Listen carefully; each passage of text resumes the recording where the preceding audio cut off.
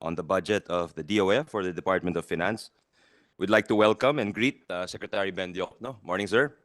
Along with Undersecretary Abinoja, Undersecretary Agabin, Undersecretary Tan, Undersecretary Fong, Undersecretary Napao, Undersecretary Adriano, Assistant Secretary Alvina, Assistant Secretary Danofrata, Commissioner Lumagi from the BIR. Where's Commissioner? Hi, morning, Commissioner. Deputy Commissioner Angeles, Assistant Commissioner Barcelo, Assistant Commissioner Nakar, Assistant Commissioner Sabaryaga. From the Bureau of Customs, I understand Commissioner Rubio is under doctor prescribed rest. So we have with us DepCom Bakiran. Where is DepCom? DepCom Bakiran, where is he? Saan po siya? Coming, okay. DepCom Juvimax Uy, DepCom Fermin, Attorney Balgomera, Cecil Soriano, Chief Paulite of the Budget Division. And we have also from the Bureau of Treasury, OI Treasurer Sharon Almanza. Morning. OIC Deputy Treasurer Kenneth Ian Francisco. From the BLGF, Executive Director Consolacion Agkawili, Acting Deputy Executive Director Army Advincula, Acting Deputy Executive Director Pamela Quizon. From the NTRC or the Tax Research Center, we have ED Marlene Kalubag, Deputy ED Gian Rodriguez, Deputy ED Mark Aure, Deputy ED Joseph Lacson. From the Privatization and Management Office, PMO, we have Deputy Privatization Officer Ellen Rondael, Attorney Pielago, Attorney Ku. From the Insurance Commission, we have DepCom Erickson Balmes. From the CBAA, Central Board of Assessment Appeals, we have Chairperson Robert Tobia, Attorney Gualberto Oizon Jr. From the Philippine Crop Insurance Corporation, we have Attorney Jovi Bernabe. Morning, sir. From the Philippine Tax Academy, President Gil Beltran, former USEC, of course. From the Philippine Guarantee Corporation, we have President Alberto Pascual. See. Hey, morning, sir. From the AMLC, or the Anti-Money Laundering Council, we have Matthew David, Executive Director. Where's Executive Director David? Morning, Director. OIC, Detection and Prevention Department, Arnold Cabanlit. Deputy Director Erano Dumale. Acting Deputy Director Jacqueline Borja. Did I miss anyone, Comsec? Just one, sir. Yeah. Attorney Jovi C. Bernabe. You mentioned, yeah. Okay. Okay. And- Just inform me if anyone else arrives so we can acknowledge them. yes po. Our Insurance Commissioner, Ray Regalado. Morning, sir. So welcome, Your Honors. No preliminary remarks from the chair. We'll turn it over to Sec Ben for any presentations, he and the attached agencies. Morning, sir. Senator Sani Angara and esteemed members of the Senate Committee on Finance, magandang umaga po. And thank you for this opportunity to brief the committee on the fiscal year 2024 budget proposal of the Department of Finance, including its attached agencies and corporations. In this presentation, we will cover the following areas: highlights of the DOF's achievements for fiscal year 2022 and the first half of 2023, an overview of the proposed fiscal year 2024 budget utilization rates, and finally, an overview of the budget proposals from each attached agency. Now, let me provide you with a brief overview of the significant milestones that the DOF has achieved in the past year. Consistent with the 8-point socioeconomic agenda of Marcos Jr. administration, the DOF continues to pursue measures to ensure sound fiscal management. In 2022, the national government revenue collections increased by 18% year-on-year, reaching 3.5 trillion pesos. Actual revenue collections exceeded a target of 3.3 trillion pesos by 7.3%, or 241.4 billion pesos. The better-than-expected revenue outturn was due to, number one, the total lifting of quarantine restrictions that allowed more economic activity, and number two, improved tax administration. This is reflected in the higher collections of the BIR on income tax, VAT, doc stamp tax, and excise tax on alcohol products, and the higher collections of the Bureau of Customs on VAT, excise tax, and import duties. Non-tax revenues also contributed significantly to the overperformance in 2022. The higher-than-program non-tax revenue was primarily driven by BTR income with higher remittances of dividends on shares of stocks, income from bond sinking fund investments, and interest on national government deposits. Furthermore, recent data shows that national government revenues for the first 8 months of the year grew by 9% year-on-year, with both tax and non-tax revenues posting positive growth rates. As a percentage of GDP, total revenues and tax and non-tax revenues in 2022 are higher than our medium-term fiscal targets. Meanwhile, our revenue as percent of GDP in the first semester of 2023 is 16.2%. This is 0.54 percentage points lower compared to the same period in 2022. Now, let me explain the lower revenue ratios. These are due to two factors. First, the cash flow impact of the shift in value-added tax payments from monthly to quarterly. And second, the second tranche reduction in personal income tax rates in the amount of 74 billion pesos. However, our revenue to GDP ratio for the first semester is still above the full year 2023 target of 15.2%. Meanwhile, the tax to GDP ratio for the first semester of the year of 14.5% is on track to meeting the full year target of 14.4%. To fund the deficit and refinance our maturing obligations, the Department of Finance continues to borrow prudently. Our actual debt to GDP last year of 60.9% is significantly lower than the 62% assumption under the medium-term fiscal framework commitment. As of the first semester of 2023, the debt to GDP ratio is at 61%, lower than the full year target of 61.4%. And with our deficit program down to 6.1% this year and 5.1% next year, we are confident that we will be able to achieve the medium-term fiscal framework's near-term target of reducing our debt to GDP ratio to below 60% by 2025, if not earlier. Last July, President Ferdinand R. Marcos Jr. signed into law the Maharlika Investment Fund Act of 2023, establishing the country's first ever sovereign investment fund. The fund will serve as a platform for local and foreign capital, large global funds, global financial institutions, multilateral partners, and other sovereign wealth funds to make direct equity investments in Philippine ventures and projects. In our case, we will focus on infrastructure flagship projects, particularly public road networks, tollways, railways, green energy, water resources, agro-industrial ventures, and telecommunications. We will continue to work with Congress in pushing for key reform crucial to accelerating development.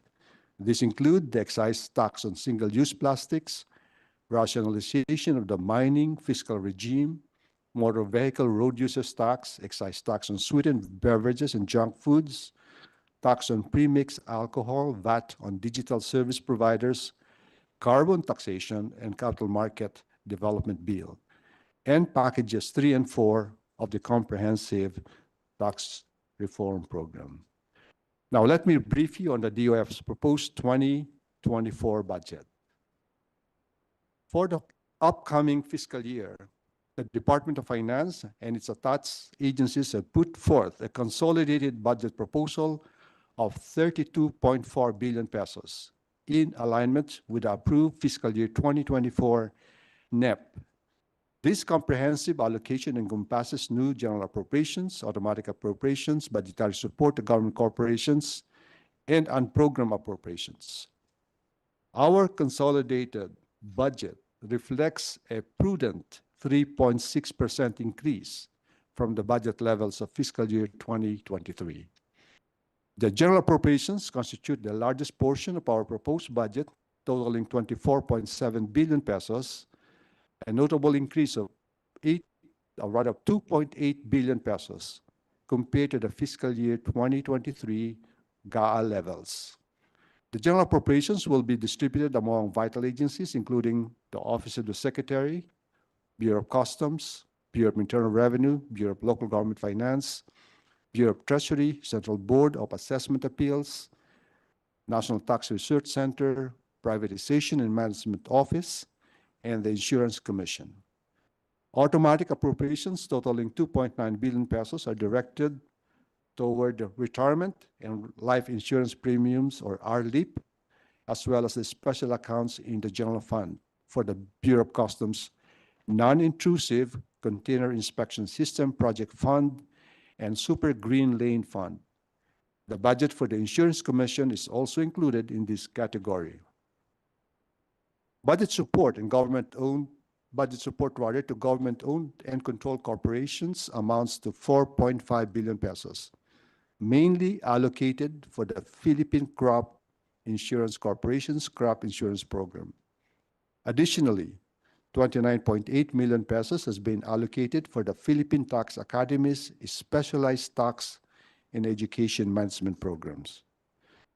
Furthermore, a proposed unprogrammed appropriation of 210.6 million pesos is included for the refund of the service development fee for the Nampidai property in Japan. Let me provide you with an overview of the post-budget allocations per ATAT's agencies. The BIR receives the largest share with a budget of 15.7 billion pesos, making up 56.7% of the total proposed general and automatic appropriations. On the other hand, the National Tax Research Center sees the biggest jump in its proposed budget relative to its fiscal year 2023 General Appropriations Act level, with a 49.9% increase. On the other hand, the Office of the Secretary and the Privatization Management Office face reductions, getting 6.2% and 0.3% less than their fiscal year 2023 budgets, respectively. The government corporations, the Philippine Crop Insurance Corporation, maintains its fiscal year 2023 budget, while the Philippine Tax Academy faces a With your indulgence, Sec Ben, I just want to acknowledge the presence of the Senate Committee Chair on Energy and Migrant Workers, Senator Rafi Tulfo. Morning, sir. Thank you, Mr. Chair. Good morning, sir. Thank you. Furthermore, the unprogrammed appropriations budget is lower by 89.1% compared to fiscal year 2023. Before proceeding to the... Also, one of our committee vice chairs, Senator Win, and Senator JV, also vice chair of the committee. Pasensya na, Sec. Morning. Morning, sirs. Good morning, Senator Ernesto, Senator Gatchalian. Okay. Before proceeding to the specifics of these budget allocations per agency, allow me to present the proposed budget categorized by allotment class and highlight our plan for digitalization as well as our budget utilization performance for the past year. The proposed budget distribution across agencies and allotment classes, including MOOE and capital outlays and personal services, is depicted visually. Notably, a significant portion of the budget is allocated for capital outlays and personal services, reflecting our commitment to enhancing our workforce and advancing vital infrastructure projects. We maintain our focus on digitalization and modernization with significant investments across multiple agencies. The BIR, Bureau of Customs, and the Bureau of the Treasury lead the charge with a combined total of 3.9 billion pesos. Out of this, 2.5 billion pesos is earmarked for the major programs of these three agencies. Beyond these major contributors, other DOF agencies contribute to the digital transformation endeavor with a total department-wide investment of 4.3 billion pesos. This underscores our commitment to improving taxpayer experience, streamlining trade procedures, and enhancing fiscal transparency for the technologically advanced and efficient financial landscape. In recognizing the essential need to support operational requirements, a substantial portion of the new appropriations, equivalent to 62.3% or 17.2 billion pesos, is dedicated to this purpose. These allocations bolster our commitment to crucial programs, including revenue administration, customs advancements, financial asset management, debt and risk management, local finance administration, and other pivotal initiatives. One crucial indicator of our commitment to effective resource management and accountability in driving tangible progress is the budget utilization rate. In fiscal year 2022, the DOF and its attached agencies demonstrated commendable budget utilization performance across all fund sources. Notably, the DOF received a total allotment of 59.7 billion pesos, which achieved a significant 96.5% obligation rate, equivalent to 57.7 billion pesos in obligations incurred. This demonstrates the efficient allocation and utilization of resources to meet the DOF's financial commitments. Furthermore, the disbursement rate stood at a robust 97.2%, with 56 billion pesos disbursed during the fiscal year. This indicates a proactive approach to translating budget allocations into actual spending, ensuring that funds were effectively put to use in supporting various programs and initiatives.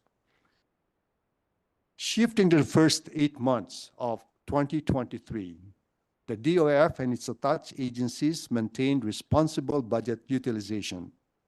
With a total allotment of 54.9 billion pesos, we achieved a commendable 77.2% obligation rate, incurring 42.4 billion pesos in obligations. Disbursements stood at 94.4%, with 40 billion pesos spent during this period.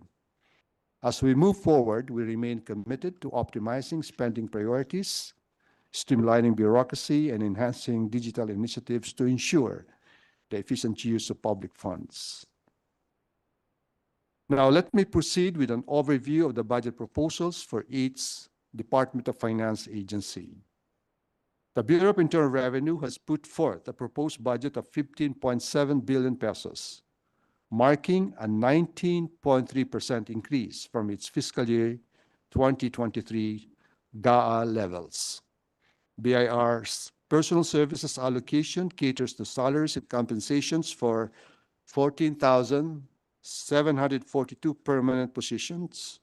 Important elements such as terminal leave benefits and retirement and life insurance premiums, as well as the anniversary bonus to commemorate the BIR's 128th funding anniversary.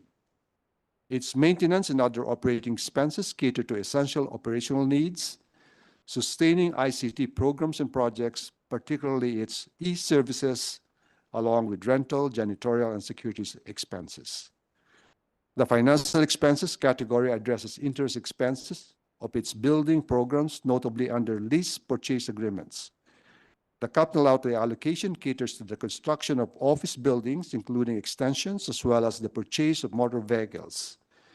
Additionally, funds have been allocated to support BIR's new and expanded ICT programs and projects. The Bureau of Customs has proposed a budget of 5.5 billion pesos, signifying an 18.3% decrease from its fiscal year 2023 GAA levels. This cut is primarily attributed to decreased funding requirements for the concluding year of the implementation of the Philippine Customs Modernization Project, a foreign-assisted project of the BOC spanning from fiscal year 2020 to fiscal year 2024.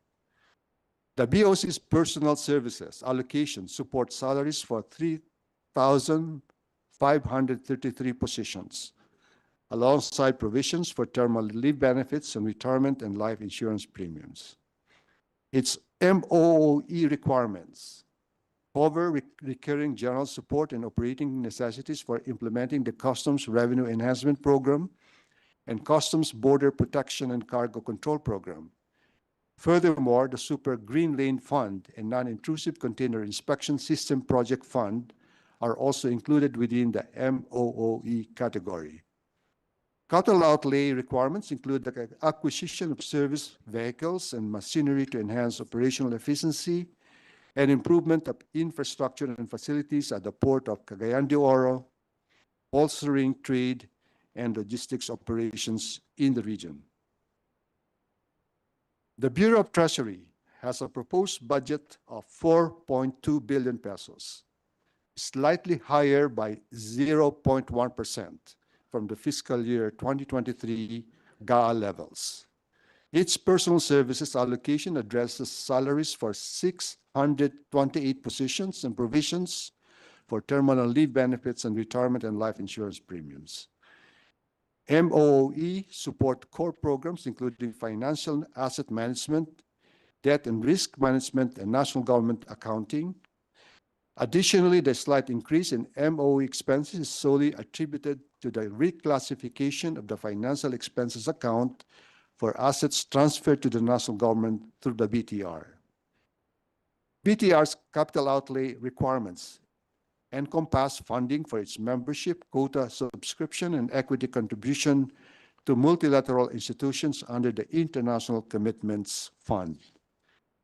A total of 1.2 billion pesos is proposed for the Department of Finance, Office of the Secretary, signifying a net reduction of 5.2% from our fiscal year 2023 GAA levels. Within this allocation, personal services requirements encompass basic salaries, compensations, terminal leave benefits, and retirement and life insurance premium for 447 positions. MOOE covered general support and operational requirements, and this allocation facilitates the execution of the Financial Sustainability and Revenue Strengthening Program along with the Asset Liability Management Program. The 10.4% increase in MOOE is attributed to ICT projects, climate change expenditures in alignment with our commitment to environmental sustainability, expansion of our information management service operations to enhance communication platforms and channels, funding for the People's Survival Fund Board Secretariat, and the ICF Fund for National and International Obligations. The CO requirements primarily cater to our digitalization and modernization initiatives.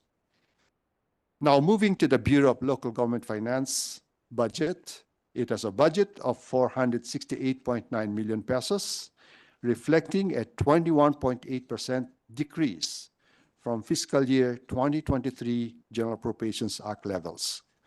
Its personal services allocation caters to salaries of 310 positions and provisions for terminal leave benefits and retirement and life insurance premiums. Meanwhile, the budget for the maintenance and other operating expenses is instrumental in supporting crucial programs, including the local finance policy reform, the fiscal performance monitoring and evaluation program, as well as the local finance capacity development sub-program. Additionally, the budget allocation will fund the government's part in the Bureau's foreign assisted project known as the Local Government Reform Project, which receives as financing from the Asian Development Bank. The National Tax Research Center has proposed a budget of 162.3 million pesos, marking a 49.9% increase from its fiscal year 2023 General Appropriations Act levels. This increase primarily stems from the center's expansion in personal services and operational requirements. The NTRC is strategically adding 27 new employees to its workforce, aligning with its role as the Secretariat of the Fiscal Incentives Review Board under the Corporate Recovery and Tax Incentives for Enterprises or CREATE Act. Now, the Privatization and Management Office has proposed a budget of 102.2 million pesos for its regular operational needs. This allocation will enable the PMO to effectively oversee the privatization of government assets and ensure the effective management of state-owned enterprises. The Insurance Commission has proposed a budget of 6,000 pesos under the new general appropriations, primarily designated for augmentation purposes. This is because the majority of IC's funding requirements are sourced from its special accounts in the general fund. Specifically, the Insurance Commission's personal services expenses are covered by the Pre-Need Fund, or SAGF 152, while its MOOE and capital outlay are financed through the Insurance Fund or special account in the General Fund 151. The Central Board of Assessment Appeals has a proposed budget of 17.6 million pesos for its operating needs. This budget will empower the CBAA to effectively fulfill its responsibilities, centered on resolving assessment disputes and ensuring equitable resolution of valuation cases. The proposed support for the government corporations aims to advance the agricultural and economic sectors. The PCIC has proposed a budget of 4.5 billion pesos, enhancing its capacity to provide affordable insurance to farmers. This support helps them recover from losses due to natural calamities, plant diseases, and pest infestations, strengthening agricultural resilience, and supporting farming communities. Meanwhile, the Philippine Tax Academy has proposed 29.8 million pesos, a reduction of 69.8% from its fiscal year 2023 GAA levels. The PTA provides tax education and training programs to the government personnel, enhancing their taxation knowledge and skills. Despite the reduced budgetary support, the PTA will continue its mission of enhancing tax expertise and promoting effective tax administration. On-program appropriations for fiscal year 2024 remain consistent with fiscal year 2023 GAA levels at 210.6 million pesos. This allocation is dedicated to refunding the service development fee for the Nampidai properties development rights in Japan, aligning our commitment to regulatory and financial obligations. Moreover, please note that the foreign assisted projects of the Bureau of Customs and the Bureau of Local Government Finance, previously unprogrammed in fiscal year 2023, are now included in the new general appropriations for fiscal year 2024. This strategic realignment optimizes resource allocation and ensures the smooth implementation of critical projects. In conclusion, this comprehensive budget proposal underscores DOF's steadfast commitment to fiscal integrity, sustainable economic growth, and equitable development. It is through prudent allocation and strategic focus that we pave the path to a prosperous future for our nation. Maraming salamat po, and thank you for your time and attention. Thank you very much, Secretary Ben. We'd also like to acknowledge the presence of SEC Commissioner McGill Bryant Fernandez. Morning, sir. Morning, Commissioner. Land Bank Executive Vice President Alan Bornas. Morning. Customs Acting Deputy Commissioner Michael Fermin. Morning.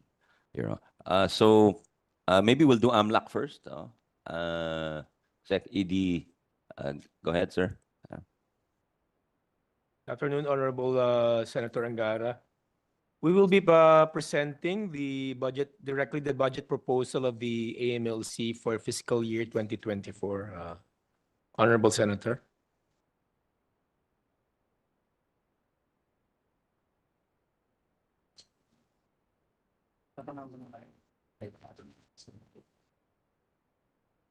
It's quite a long presentation. No?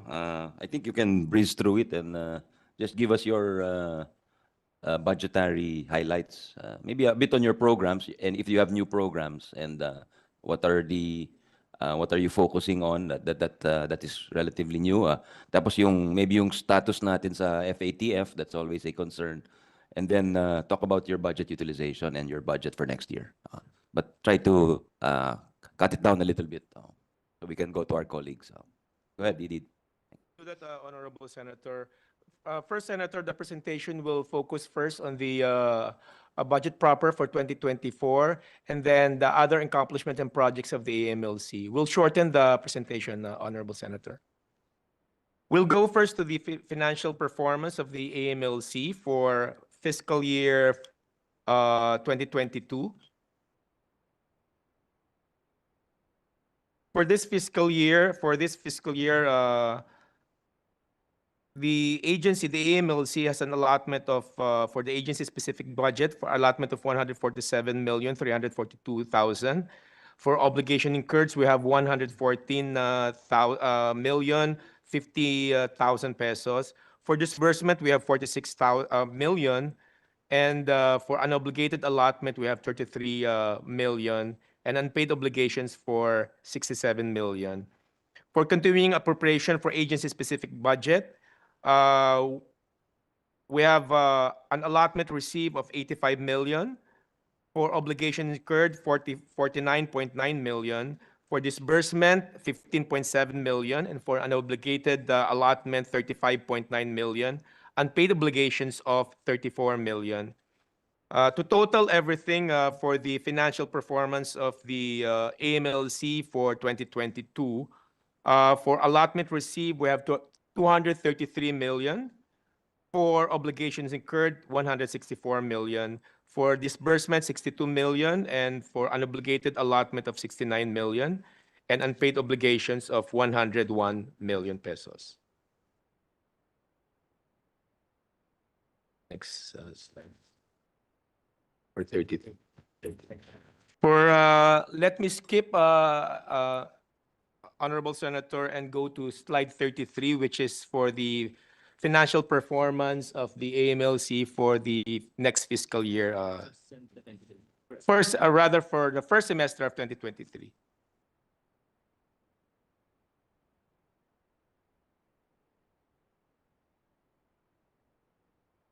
Slide 33.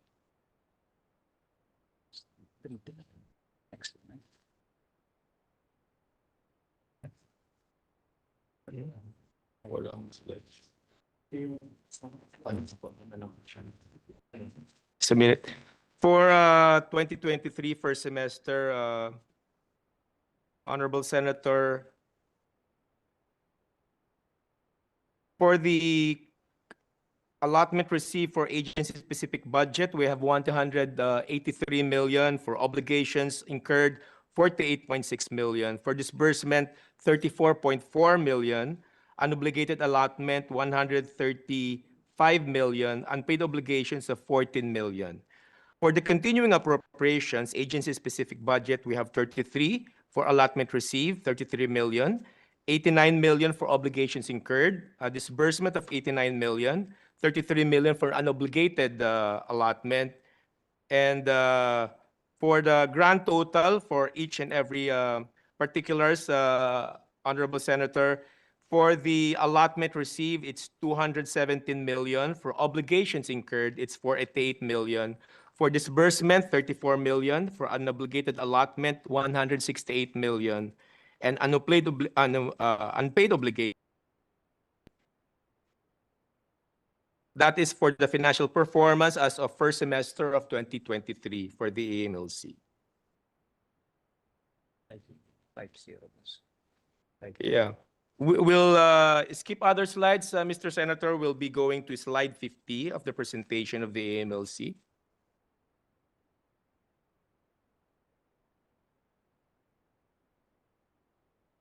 The total proposed budget of AMLC for 2024 is 371,587,206 pesos, Mr. Senator.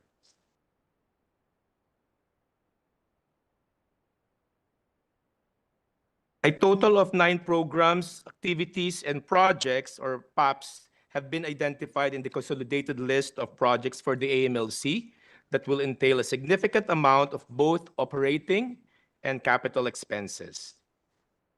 Top PAPS are the following: subscriptions and or renewal of existing ICT software subscriptions. This will be the bulk of our proposed budget for next year. case management system for the AMLC, interagency collaboration, and domestic and international commitments with risk assessment activities, regular maintenance and other operating expenses such as electricity, water, telephone expenses, efficient and effective prosecution of money laundering and terrorism financing cases, and also proliferation financing cases, AMLC cybersecurity and ICT equipment, which aims to carry out commitments of the AMLC, such as hosting and coordinating meetings, outreach with domestic government and partner agencies, private stakeholders, and identified high-risk factors. For slide 54, please. And 55, these show the difference between the AMLC proposed budget and those provided under fiscal year 2023 and EP. We highlighted item number 2 as this budget includes our action plan to be removed from the FATF gray list. This includes the implementation of Executive Order number 33, signed by the President Marcos on July 3, 2023.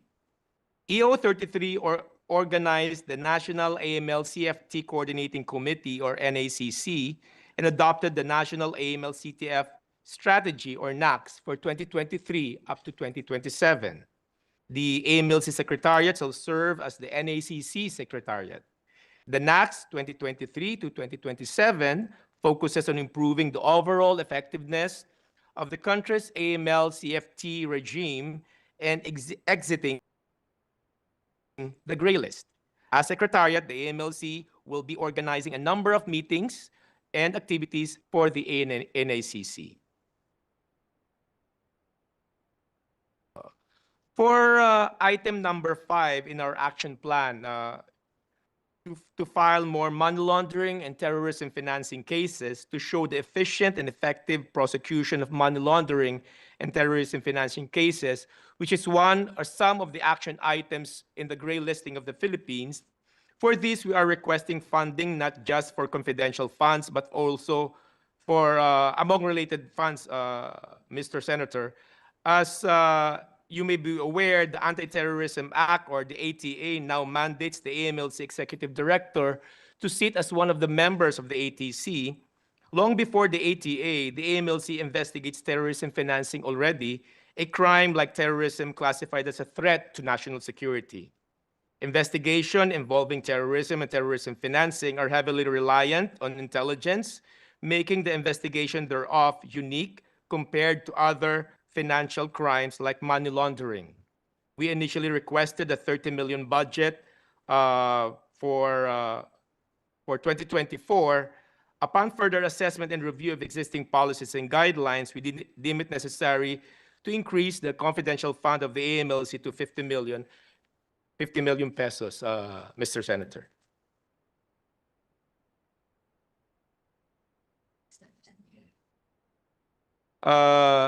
Your Honor, we'd like just to update the Senate about the status of the FATF gray listing of the Philippines, which is also the AMLC, as you very well know, is the central authority in charge and monitoring with the compliance of all government agencies with the action items in the FATF. In its June 2023 public statement on the Philippines, the FATF noted that the Philippines' high-level political commitment to work with the FATF and the APG, or as Asia-Pacific Group, to strengthen the effectiveness of the AML-CFT regime. The FATF recognizes that the Philippines has continued to demonstrate progress in addressing its deficiencies, some of which includes actions taken and sanctions applied on unregistered and illegal remittance operators, increase in human resources of the AMLC to maintain effective operational analysis capacities and facilitate timely access of law enforcement agencies and other competent authorities to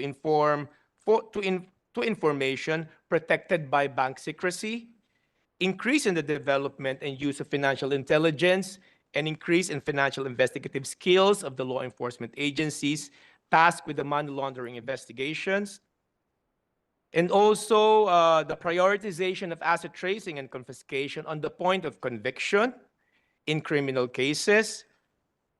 Also, the increase in the numbers of dedicated financial terrorism financing investigators from the AMLC and from the other law enforcement agencies, and also the prosecution capacity of our DOJ.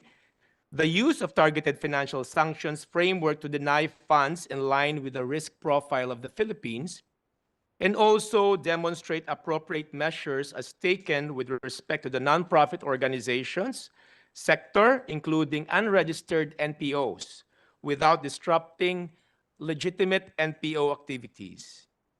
Another one is provide and publish guidance for delisting and freezing procedures related to proliferation financing of weapons of mass destruction. These are some of the progress that the Philippines made, which the FATF recognized on the Philippines regarding its previous deficiencies, Mr. Senator.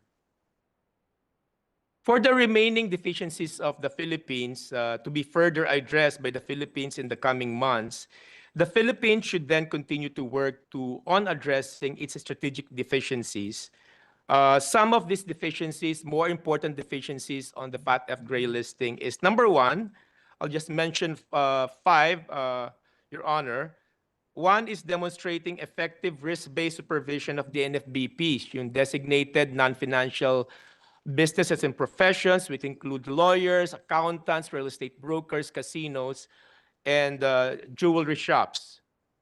Number two is demonstrating that supervisors are using AML-CFT controls to mitigate risks associated with casino junket operators. Number three is enhancing and streamlining access to beneficial owner information and taking steps to ensure that the BO information is accurate and up to date. The one in charge with this action item is the SEC po. Number four is demonstrating an increase in money laundering investigations and prosecutions in line with the risk profile of the Philippines. The one in charge with this is the AMLC and other law enforcement agencies and the Department of Justice.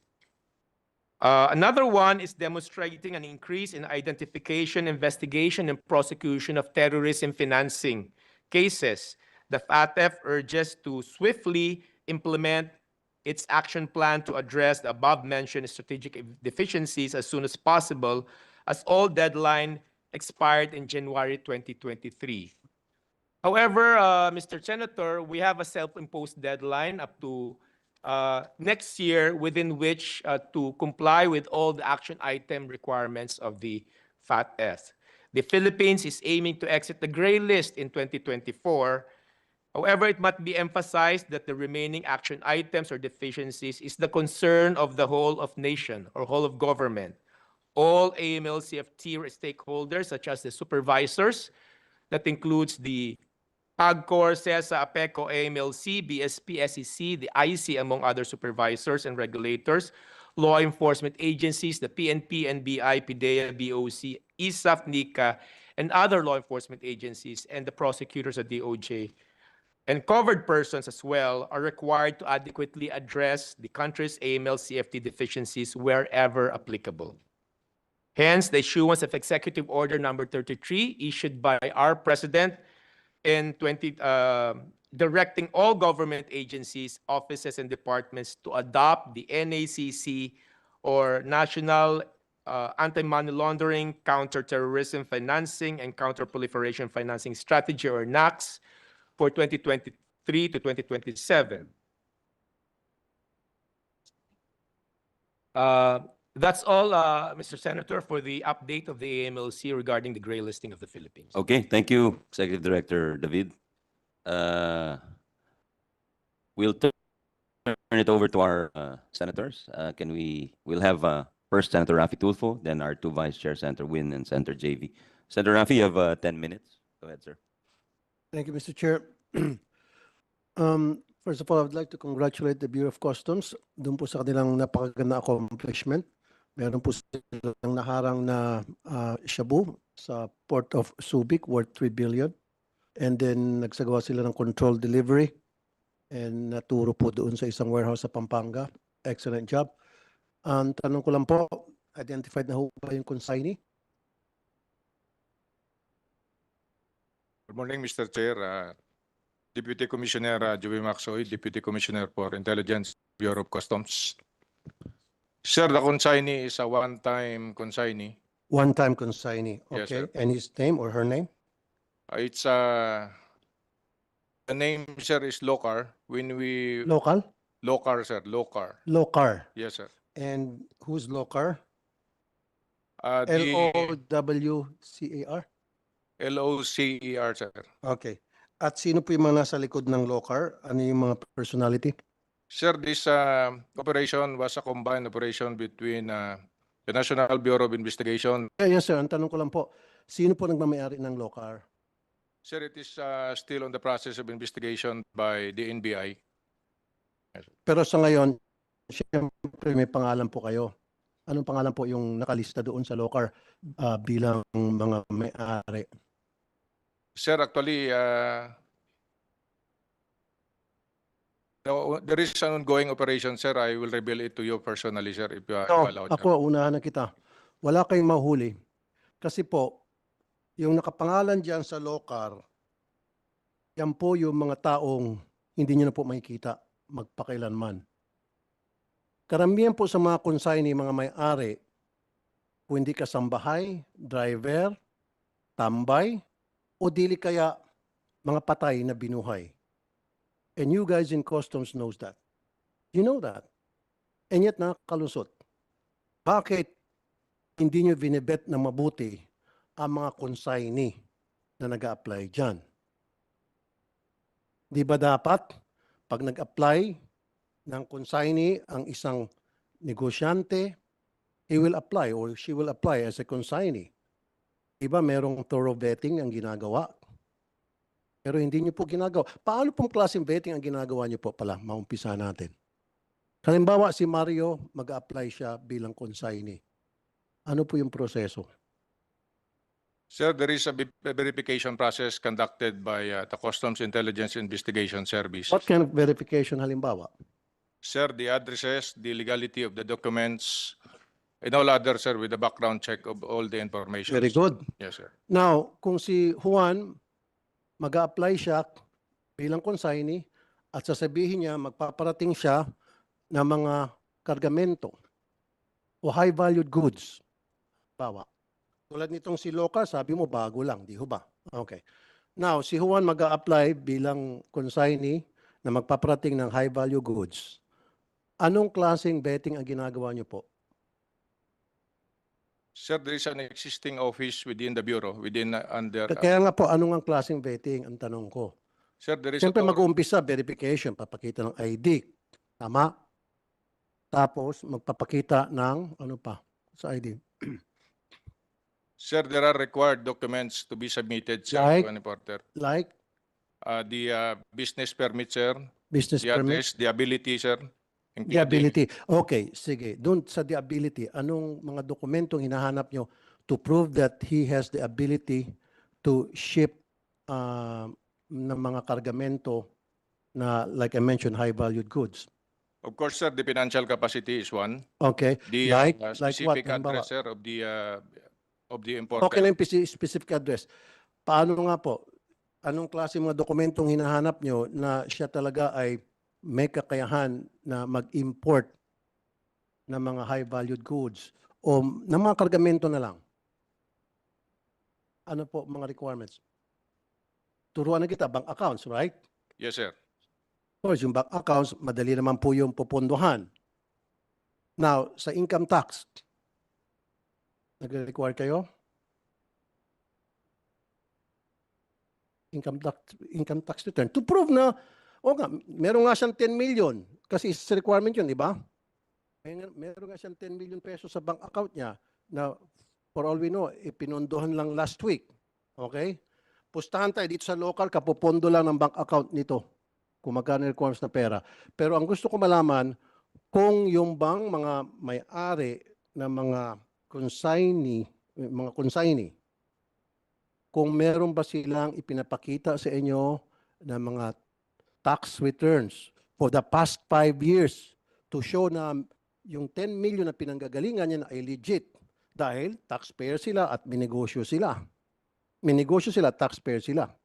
Now, ang tanong ko, meron ba ganun kayong ginagawa na dapat ni-require nyo ang lahat ng consignee na mag-submit at least 5 years of tax return from the BIR to show na talagang hindi sila house show at meron silang capability na magparating ng mga kargamento at hindi sila illegal? Sir, for information, income tax return is a requirement. Hanggang ilang taon? Kasi sir, yung pagpipresenta, ako po ipopost na papaputol ko ng mga daliri ko ngayon, hanggang 1 taon lang hinihingi nyo. Hindi kayo humingi hanggang 5 years. Kasi yung 1 taon lang hinihingi nyo income tax return, nagagawa ng paraan yan, kung may mga taga-BIR dito, kasabot ang mga taga-BIR, nakakalusot. Kaya ang tanong ko, meron ba kayong 5 taon na income tax return i-require sa mga consignee, pati yung mga nag-open ng mga brokerage? At yan ay BIR, kan talagang totoo, legit, yung mga income tax return na sinasubmit ng mga aplikante para magkaroon ng consignment. Para maging consignee. Dahil kapag sinabi mo, oh, I need those lists and give it to us. At gusto ko manumpa ka muna bago mo ibigay sa aming listahan. Sir, you only allow 1 year submission, sir. Exactly. Yes, sir. Why not 5 years?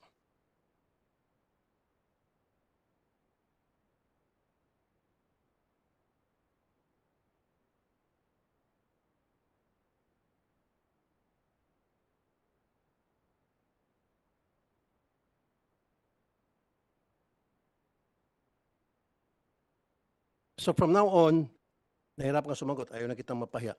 From now on, lahat ng mga consignee nyo dyan, titingnan nyo kung sino yung napakaraming may parating na makuha na ng mga kargamento, high-valued goods. Linisin nyo po. I-require nyo lahat ng mga consignee na ito na pumunta sa inyong harapan. In person, physical. Pumunta sa harapan ninyo, bit-bit yung kanilang income tax return for the past 5 years, bit-bit yung kanilang bank accounts na merong papasok in and out, deposit and withdrawal. Do that. When you do that, trust me, baka hindi lang 50% ng smuggling, mababawasan. Baka 100% pa. Of course, meron pang kududugtong.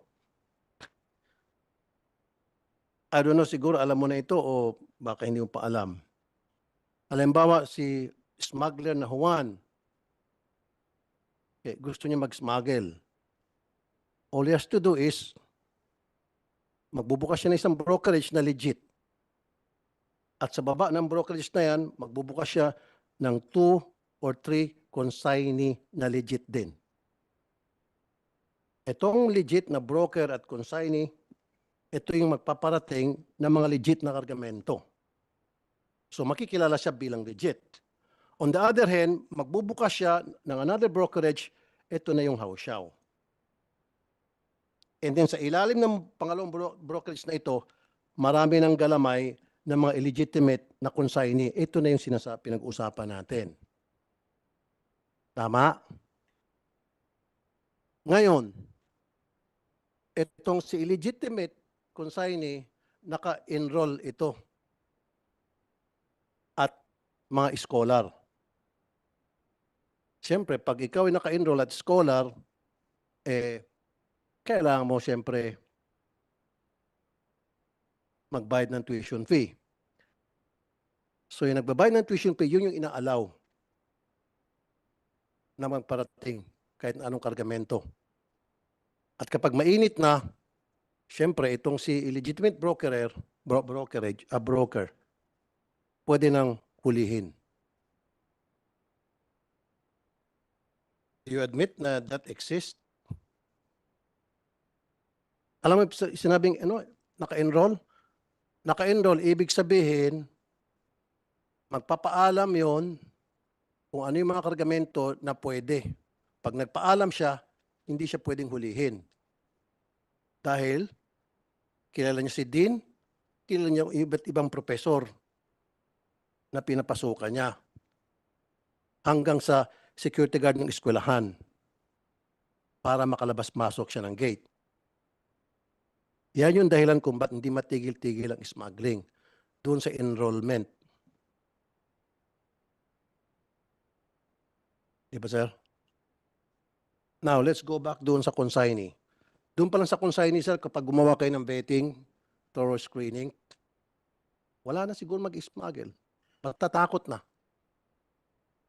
Dahil sino ba naman smuggler ang magpo-front, mukha nila, ipapakita sa customs, papakita ng bank account nila, at kapag nagkahulihan, kulong sila. That is the reason kung bakit time and time again, kahit na marami kayong huli, hindi nakukulong. Naabsuelto lang dahil sa lack of probable cause. Ilan na ang mga nahuli ng customs at kinasuhan? Ilan na nakulong? Ilan na naabsuelto? Bakit? Paano makulong yung patay na, nasa sementeryo, namamahinga na? Paano makulong isang tambay na tumakas na? Paano makulong ang isang driver kasambay na nasa probinsya? Yan yung dahilan. And you know that. Di ba? Ikaw nasa Intel. Sige, tanungin kita, alam mo ba yon o hindi?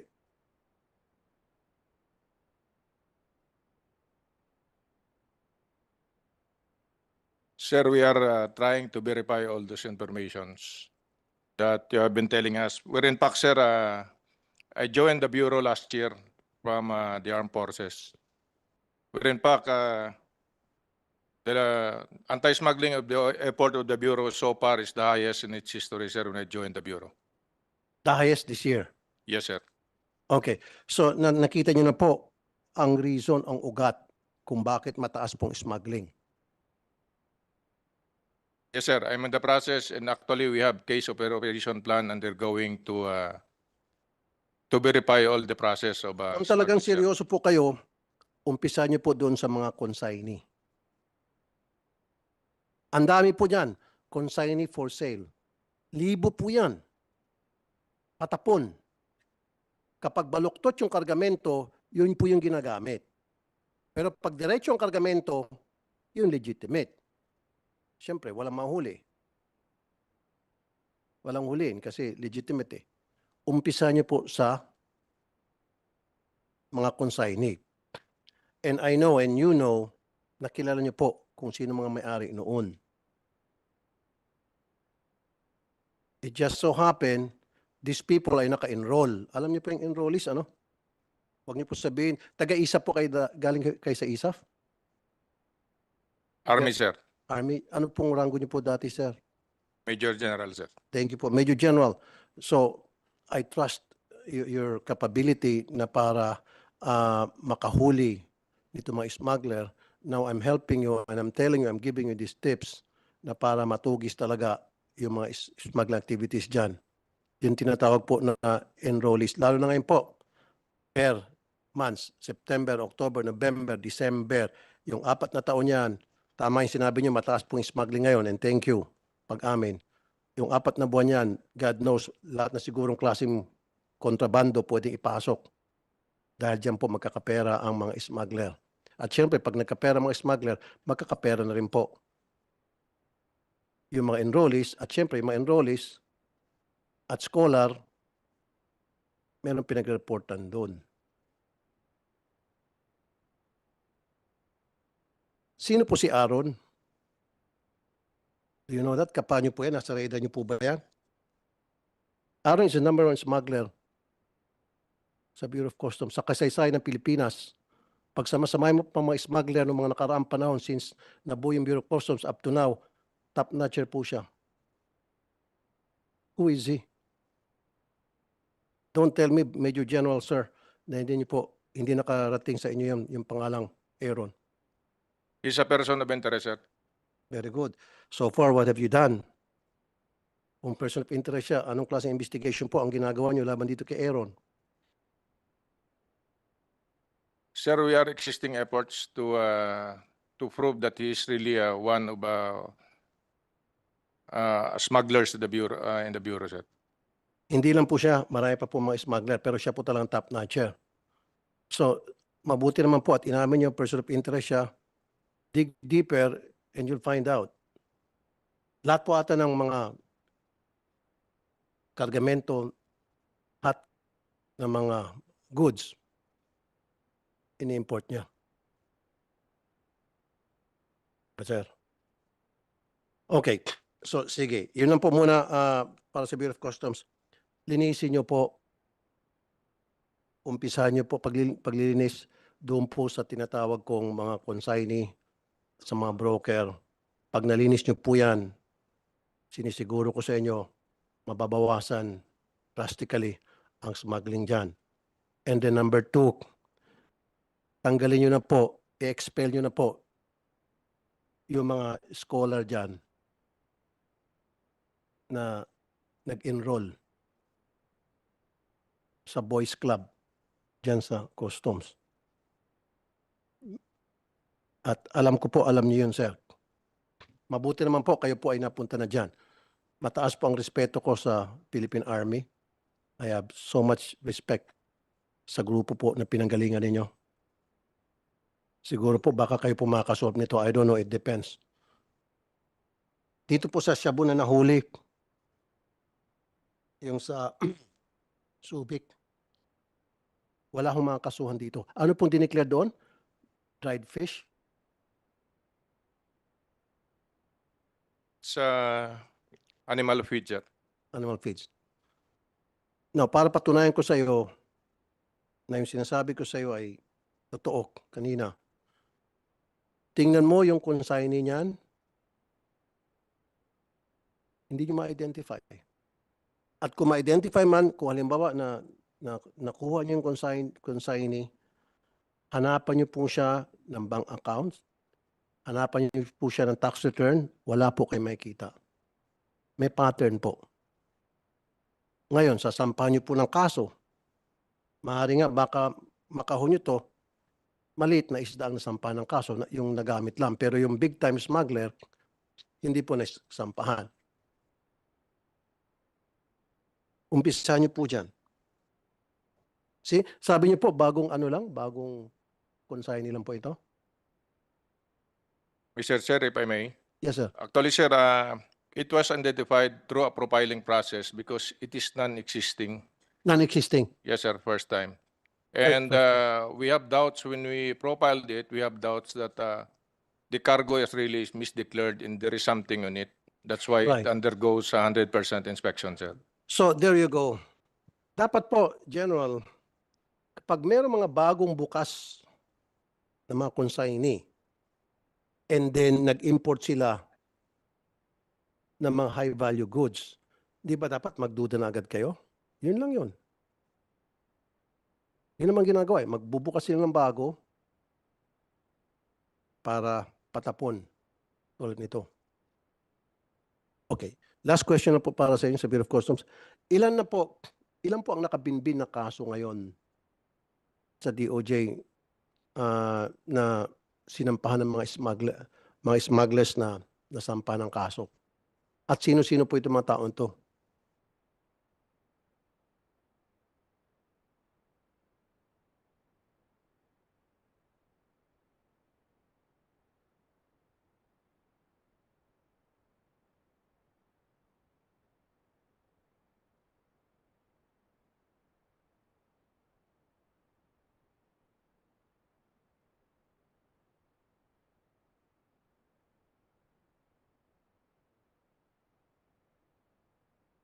Dapat po, meron kayong accounting, auditing ng lahat ng mga kaso na nakabinbin sa DOJ, and on a regular basis, minomonitor niyo po kumusta na ang takbo ng kasong yon. Kasi 9 out of 10 na nadidismiss po ata, at kapag meron nakukulong, ang nakukulong po, dilis. Yun yung sinasabing hire, nagamit lang po.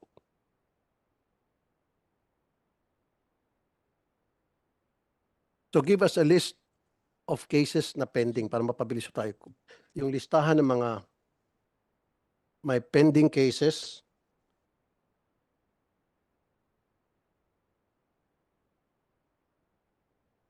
Ito po pala, binigay ng staff ko. Out of 159 cases, 76 ang binasura ng DOJ because kulang sa probable cause o missing or lack of submission of pertinent documents or evidence. Yan na po yung sinasabi ko. Kulang sa mga ebidensya na pagkakilanlan ng tao, isa na dun.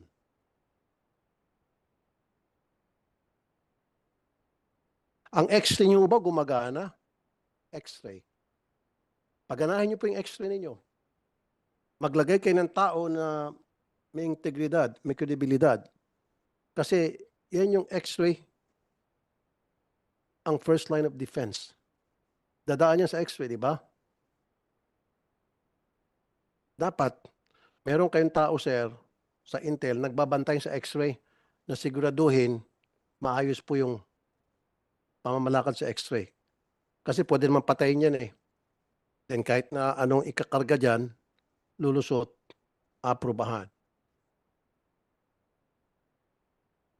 Diba, sir? 159 cases, 76 ang nabasura. Right. So, yung mga natitira po, pakimonitor. Kailangan po talaga may masampulan dahil kapag wala pong nasasampulan, huli po kayo ng huli at wala pong nakukulong, pinagtatawanan lang po tayo sa ibang bansa. Totoo po yan. Dapat po meron ng pamunti, nakulong sa Muntinlupa by now. Kung talagang ginagawa po ng Bureau of Customs ang kanilang trabaho, kung talagang malinis ang trabaho nila, dapat meron ng kalaboso, pero wala pa rin. Then, natatawanan lang po ang labas natin. Let's be serious with our job dyan sa Bureau of Customs. Remember, merong anti-smuggling campaign ng ating presidente. Let's help him. Let's help him. Kasi kahit na anong klaseng programa meron ating presidente para ayusin yung mga problema sa ating bayan, pero hindi naman tayo cooperative, tayo naman nasa gobyerno, bali wala din yung mga programa niya ngayon na magaganda. Diba? So sir, please submit to us a list of consignees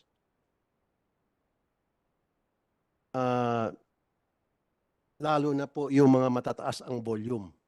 Doon tayo mag-umpisa. Sino itong mga consignee na matataas yung volume ng importation? Let's start with that. And then, gumawa kayo ng vetting sa mga nakalistang may-ari nito. Pustahan tayo. Kunyari magsasabit ka sa akin ng 500, baka 999 mababasura ninyo. I promise you that. I promise you that. Kung talagang you'll do it diligently. And then, siyempre, pag bura natin, 99% ng mga consignee na nakita nyo questionable, is accomplishment sa inyo yun. Matutuwa ang presidente, matutuwa ang taong bayan. Baka mamaya ikaw na maging commissioner. O, di ba, sir? Oh, thank you, sir. Now, Tulfo, please wrap up. Actually, you've wrap up. consumed Okay, 16 sige. minutes. yun lang po. I-wrap up of ko na lang we po. allot 10 minutes, but because you were on a roll, we let you go. Thank you, sir. Yeah. Thank you. Yan lang po, Yeah. Mr. Chair. No, you can have a second round if you wish. Okay, But sige. just to be fair to our colleagues, Yes, sir. I hope you don't Thank mind. you. I don't mind.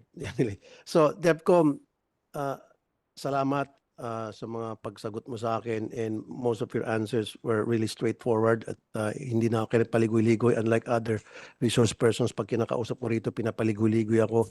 Ikaw, diretso talaga makikita yung katapangan mo bilang isang militar. Saludo po ako sa inyo, General, sir. Thank you. Thank you very much, Senator Rafi, for exposing these things. Next is our Vice Chair, Senator Win Gatchalian, who is also the Senate Committee Chair of the Committee on Ways and Means. So, thank you, Vice Chair Sen Win. You have 10 minutes, sir. Thank you, Mr. Chairman. Mr. Chairman, I'll start off where some items on the budget, and this is actually a favorite question of Senator Joel Villanueva, but I'll take the cudgel since he's not here. This is on the issue of unfilled positions. Mr. Chairman. And we're just looking at the staffing summary of DOF and its attached agencies on unfilled positions. And apparently in 2022, there are about 11,745 unfilled positions, in which the BOC has 2,761 and the BIR has 7,724. No? So it's a huge amount, considering that the BOC and the BIR are tax collecting agencies, and I would assume that the more people they have, the more efficient they will become, and the more, of course, the more taxes that they can collect. So may I get a response from the DOF or the other agencies on how come the unfilled positions remain quite significant at 11,745? Your Honor, I think you're right. It's the BOC and the BIR which have a lot of unfilled positions. So can we ask BIR and BOC to answer? May I ask the respective departments, maybe the With Commissioner Jun, yeah, and then we'll go to BOC afterwards. Good morning, Mr. Chair. For BIR, the main problems that we are having is first, well, we're addressing it right now. We're active in the promotion so that we can hire more employees. And also, we're also aggressive on the HRM Prime so that the regions can now also hire on their own without undergoing through the national office. And our main problem is the difficulty in recruiting personnel, considering the low salary that the BIR has compared with other government agencies, like for our lawyers and our accountants. The salary of BIR officials compared with, like, for example, a prosecutor or a PAO, it's very, very, and it's not competitive. So that's where we're having problems with. And but we're doing our best to fill these positions, and we're active in recruiting. So that's for BIR, Mr. Chair. for the BOC? The BOC has about 2,761 unfilled positions. Good morning, Your Honor. Acting Deputy Commissioner Michael Fermin for the Bureau of Customs. For the Bureau of Customs, we have 2,761 unfilled positions. Your Honor, we have already published positions totaling of 1,547. That is for the 2022 publication, with a total of 940 and another 607 this year. Do you also encounter the same problems? Is it an issue of salary? Is it an issue of process? May I ask the commissioner again? Is it an issue of process or an issue of salary, or an issue of attrition? Because 7,000 is quite significant, no? And I heard earlier that if you compare lawyers, let's say working inside the BIR, comparing to, let's say, other agencies, you mean in general the professionals working in the BIR are paid lower compared to other government agencies and also the private sector? Is that the case right now? Yes, Mr. Chair, that's the case. So for both lawyers and accountants, it's that's why we're having difficulty recruiting as well, especially in the provinces. You'd see a lot of vacancies in the provinces for especially for accountants and lawyers. If you compare the salaries of other government agencies, for example, our entry level for lawyers, it's 27,000 monthly salary. But for example, other agencies like civil service, it's 51,000. So these are the challenges that we're having. It's especially again in the provinces. A lot of people would all want to be here in Metro Manila. So that's also the problem we're encountering there. But for as far as processes are concerned, we're cutting the requirements down. We're trying to fix that as well by having our agency accredited as a HRM Prime with the civil service, again, so that the regions can also quickly hire without going through the hiring process that would go all the way up to the national office, and that I would no longer have to sign these recruitment or original appointments. So in terms of appointments, we're doing things, or we're addressing that particular issue.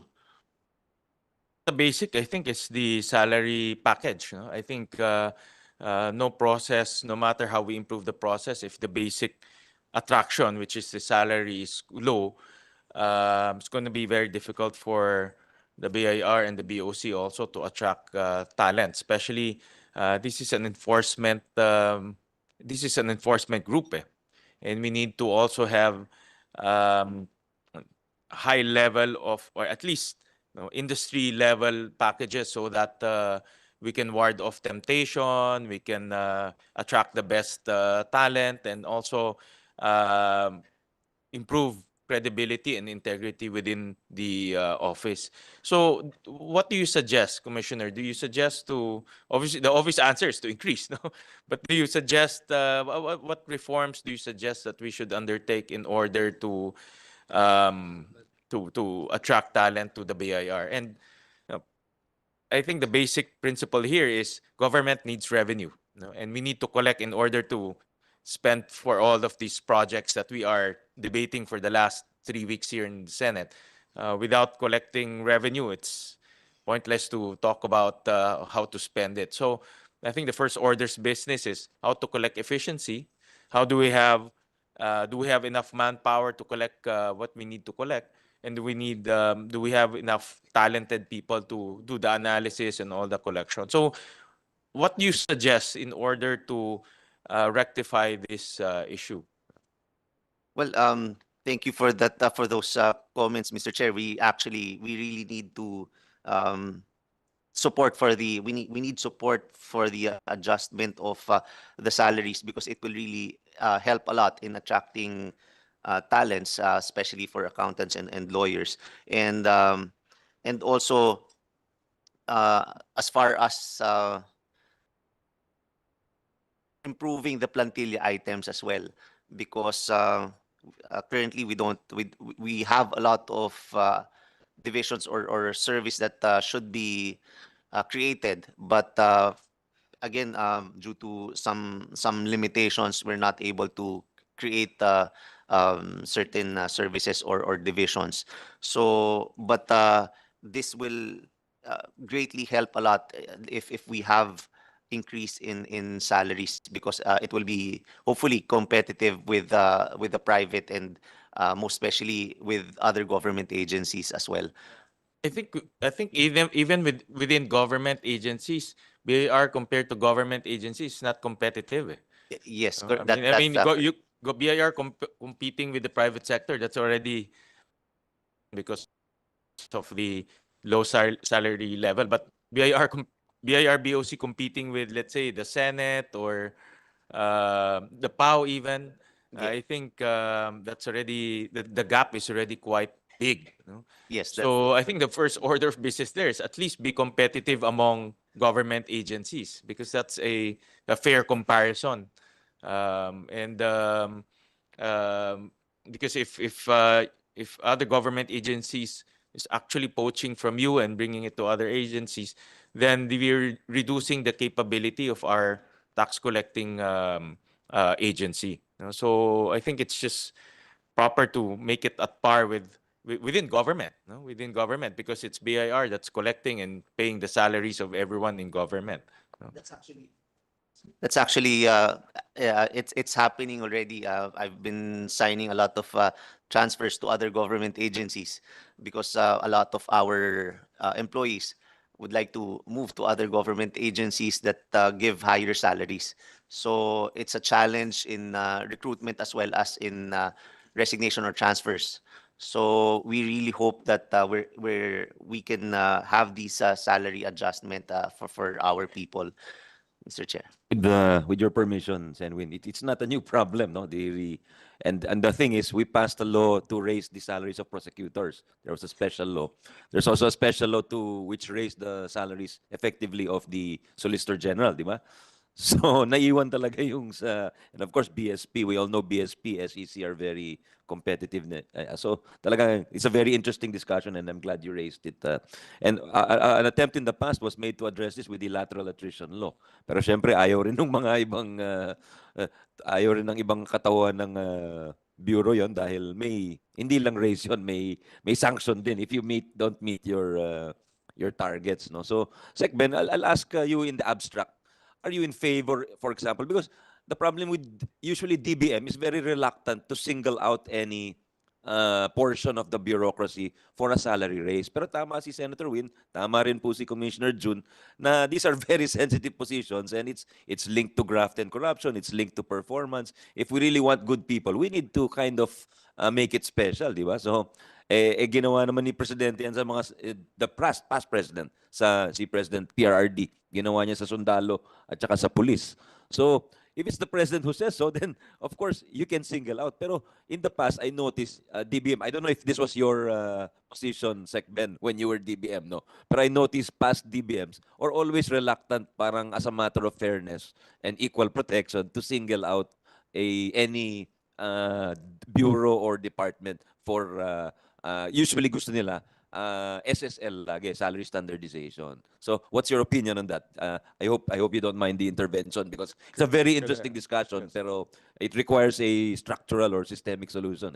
Let me use my other hat as DBM. I think there's a justification for not only salary adjustment, but siguro reclassification talaga ng collector. That item is important kasi there's no comparable position in other government agencies. So, pwede pong i-evaluate yun. Collector. Kasi kung nangongolekta ka na ng buwis ng gobyerno, I don't see any comparable position in government. Di ba? Kasi nga, nag-adjust kayo sa mga prosecutor. Even sa PAO, they cannot compete with lawyers from PAO. Di ba? So, siguro, we should seriously consider reclassifying the position of tax collector and their lawyers, etc. So, magre-request lang po sila kay Mina, and I think she would look at this with favor. Thank you. Segment, thank you, Senwin.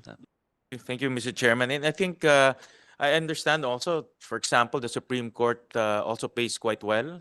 I think here in the Senate, we also pay quite well. So we get very good talent.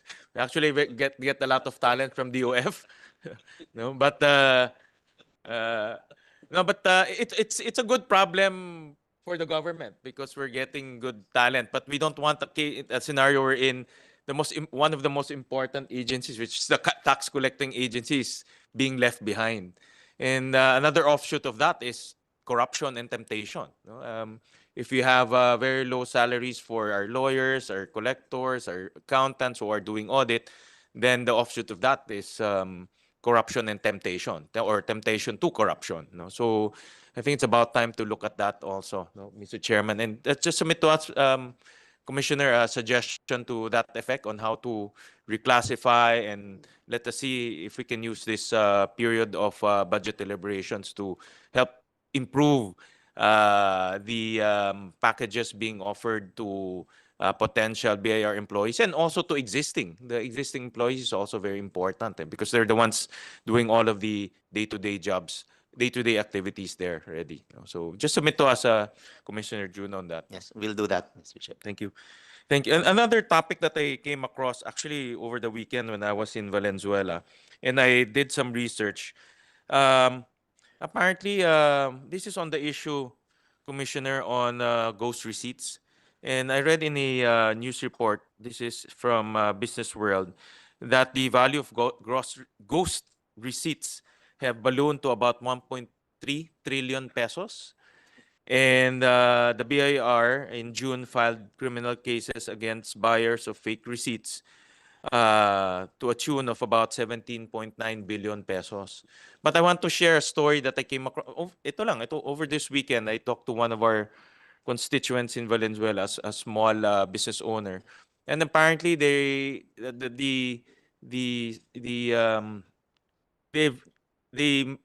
bought something and they were issued fake receipts, without knowing that it's fake receipts. And the result of that is, of course, it got disapproved by the BIR, and they couldn't now they could not claim their input VAT, no, because it's disallowed, no. But their story to me is they didn't know that these are fake receipts. No? They are buyers in good faith and they were issued fake receipts. But then again, they're now in a quandary because they cannot claim their input VAT. So apparently, this issue of ghost receipts is quite serious. No, if it's we're talking about trillions of pesos, then it's now trillions of pesos of fraudulent receipts are going around the system, and of course it will affect not only government collection but our taxpayers who are doing honest business, no? So can we get some updates on this and what the BIR is doing in order to arrest this problem? Thank you for that observation and question. Actually, well, we've created the task force to address this problem, and we created the run after fake transactions. And aside from the 17.9 billion that we filed, cases involving corporate buyers and the officers, we also included the accountant who handled that particular buyers. We also filed cases against those involved in the ghost corporations, meaning the corporations that actually sell the receipts. And the total liability is estimated to be at around 25.5 billion. And that's true that the total amount of the transaction involves already around the trillion. And so that's where we are. We already sent notices to the buyers. We're now investigating the buyers as well as the sellers involved. And we've started issuing the audit. We started the process of auditing, and in the hopes of proving which are the legitimate transactions and which are really the fake transactions. Because for some, like for example, if you have amounts or transactions involving billions, it is it's quite difficult to see that the buyer would be innocent in that sense if the transaction is huge, and especially if you only have one particular receipt for that particular transaction. Because if your transaction amounts to, like for example, hundreds of millions, and you only have one receipt, like you definitely want to have a matching of where you pay. It's not it shouldn't it's highly improbable that you'd have a cash transaction involving that high amount. So it would have to involve a bank transaction. So it's very easy to discover if for those who are just making an excuse because they're just riding on the innocent remarks. But if it involves smaller transactions, then I think that would be more believable in that sense. That's why we're undergoing the auditing process to determine which are the legitimate ones and which are the mere excuses that have no place. Like for example, we have this buyer. It involves only one particular contractor, and then when I was asking him who did you pay, it's a different corporation. He knows that he contracted with another particular contractor and he paid another contractor. So you know that this is a fake transaction, because why would you pay someone when your contracting party is a different entity? So it's merely an excuse. So again, we're also in that process of verifying those which are the legitimate ones, because definitely we would recognize that if it's indeed a legitimate transaction, then we would make the necessary adjustments for it. But we will be very strict on against those who are really involved in these transactions, because like for example, these corporate buyers, the three corporate buyers with a total estimated liability of 17.9 billion. This involves only one accountant. So all the corporations, only one accountant is handling them. So what are the chances that it's well, of course I'm assuming, but the chances are it's the accountant who's advising them, because they involve only one accountant. And for example, and also for sellers, they involve only one accountant. So that's that's uh that's I think one indication or circumstance that it's really a scheme. So we will also determine whether there's also negligence in that sense. So we're in that process, Mr. Chair. Commissioner, I'll step a little bit on the basics. Uh, when you print a receipt, you have to ask authority to print from the BIR, diba? And then the receipts are also in serial numbers. No? So there are, in other words, there are measures or there are controls to prevent fake receipts from being made. So with all of those controls, in fact, I remember when we were talking about the ease of paying taxes, we were looking at that, whether those things can be removed or it will stay. But apparently, because of all of these fake receipts going around, the committee decided to just leave it as it is. No, but my point there is there are controls, and how come this is still happening? No? Well, actually, Mr. Chair, it's not really, just to clarify, it's not really fake receipts. It's that's why we're terming it as ghost receipts or ghost corporations, because these are corporations that are legitimate in the sense that they are registered. So they are registered with the SEC. They are registered with the BIR, and then these corporations register there. It's not fake. So, but the transactions or the underlying transactions are what those are the fake ones. There's really no transaction except that you buy those receipts or invoices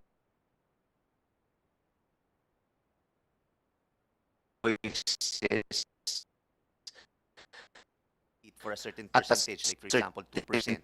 So 2% of 1 million, that's the amount that you will pay to the ghost seller or the corporation that established the ghost corporation to the. So that's it. So everything is registered in. So if you look at it, then so we have to really dig deeper. Like we went to the registered sellers or the corporations. It's really in the slum areas. The addresses that were used for the ghost corporations are located in the slum areas. So it's so it's not really fake receipts. Are we making any headway, any success in terms of curbing these ghost receipts? I know that you have filed cases. How many cases have you filed, and are these cases already moving along? Have we won those cases?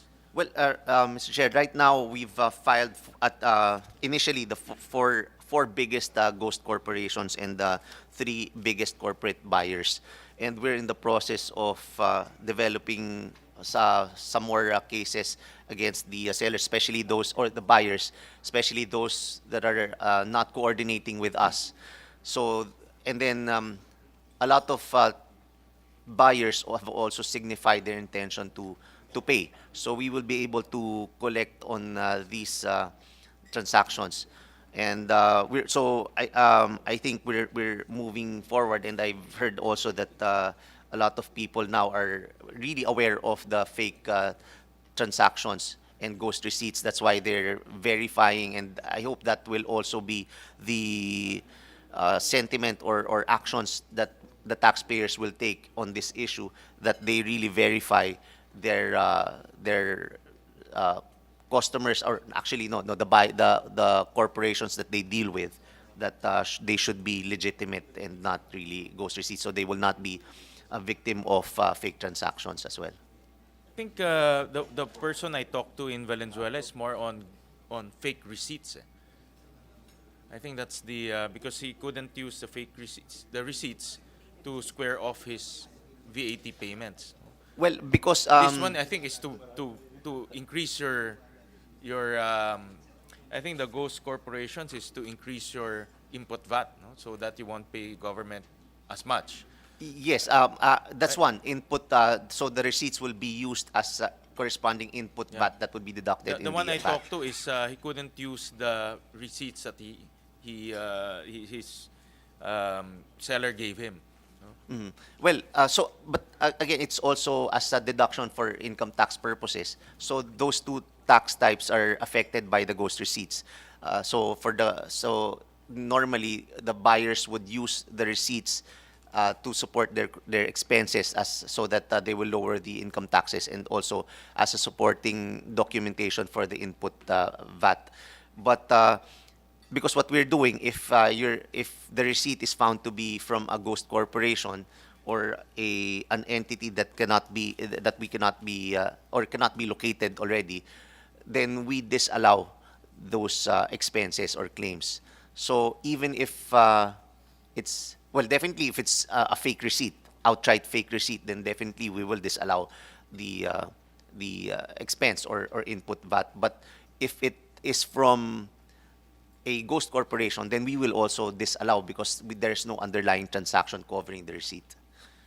What if the buyer, the corporations, the small corporations, MSME, and then in good faith he bought items and then he was issued fake receipts? What's the remedy for that? Well, I guess we could check on the These other. are just the feedbacks I get from Yes. the ground. No? They could also submit other proof of expenses, like support how they paid, like bank transactions, or if they have checks covering the specific amount. Because normally, of course, if it's really just a purchase of the invoice, he would not be able to show a corresponding amount, an amount corresponding to the receipt that was issued, because he just paid a certain percentage of the total amount. So, in totality, other documentation probably would support the expense so that we could allow these expenses. Well, Commissioner, I just want to flag the BAR that these things are happening, and on the ground I'm getting some information about that. So I just want to flag the Bureau about these things and just submit to the committee some updates on what the Bureau is doing in so far as fighting ghost receipts, this type of fake receipts, and just submit to us an update on those activities. And lastly, Commissioner, I just want to get an update also on the extension of estate amnesty. The IRR should have been promulgated September 28th, 2023. I just want to get an update if we have, I know this lapsed into law, no? And I just want to get an update on the implementation of this amnesty and how many taxpayers are availing of this amnesty.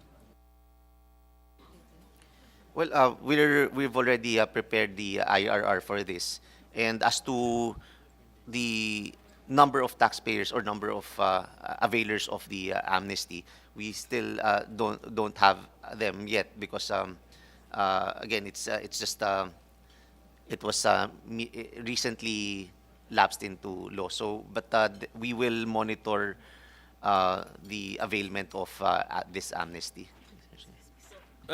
It will be it will be retroactive, Commissioner, no? Because in the law we have specified some dates, but obviously it lapsed into law, and now the IRR is still being released. Do you have any dates on when the IRR will be released? Meron na bang IRR? Meron na ata eh. May IRR na ba tayo? Na-issue na ba yung IRR? Sir Senator, it was already released, the RR. 30 days after the law the bill lapsed into law. So as promised. There's already an RR already, September 8th. So that's a RR number 10-2023. So in other words, the amnesty now is in effect, Yes, Mr. Chair. and taxpayers can avail of this estate tax amnesty. Yes, Correct. yes, All right. Mr. Chair. All right, And just- it's retroactive as well, so there's no gap Okay. between the old amnesty and the extended All right. amnesty. Just submit to us a report on how many availers of this amnesty, so that will be From updated. the beginning, Mr. From only for this, no? For this. the new one. For the new one. Okay, For the new one. All we'll right. do that, Mr. Chair. Thank you, Mr. Chairman. That's it for now. Thank you very much, Vice Chair Senator Win. Thank you for those very good points. Next is our Vice Chair, Senator J.V. Erceto. Thank you, Mr. Chair. Good morning to the DOF people. course, I see a lot of familiar faces. Recently ko lang nakatrabaho, Mr. Chair, ang DOF, no? Because may iwas ako pag numbers eh. But anyway, Sec Ben, ito the economic team, we just passed the two of which I sponsored, no? Yung automatic income classification of LGUs, which is also difficult. I'd like to thank ASEC, Alvina, no? Director pa kayo noon, no? That time, wala na si Yusek Shelo, but I just like to personally say that hindi po naman po talaga po na forum, no? Hindi, she did a big part in the passage of this measure. Also, recently, public-private partnership, PPP code, which was ratified last week. Napakahirap na bill. Binigay nyo sa akin halfway. It was so technical, Mr. Chair, kahit na 5 beses mong basahin, ang hindi ko pa rin maintindihan. But with the help of Yusek Katifong, Yusek Crystal of NEDA, Sec Jeff of PPP, at least now it's already, it was already ratified. So, anyway, I'd like to thank the DOF people for being able backstop, no, on the passage of this very difficult and technical measures.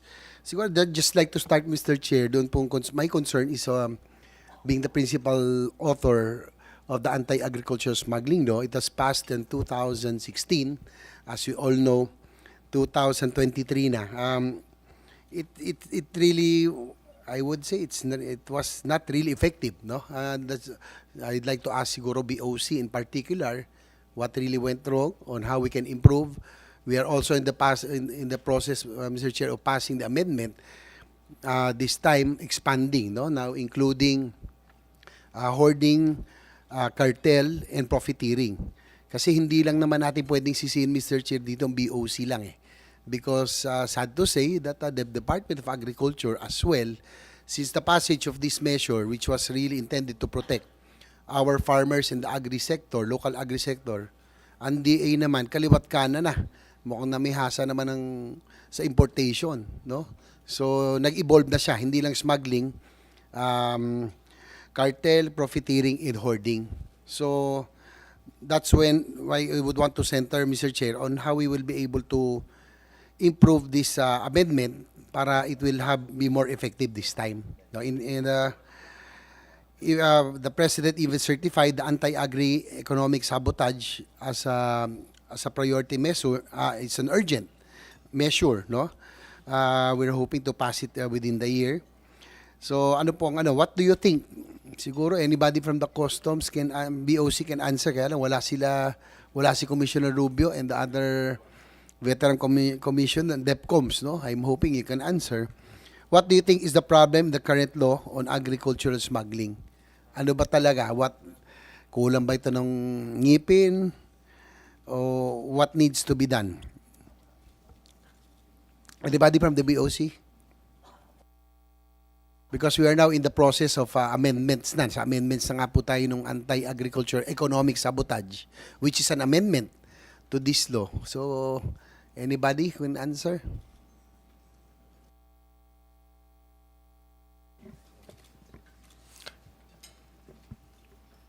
Good morning, Mr. Chair. Good morning, Your Honor.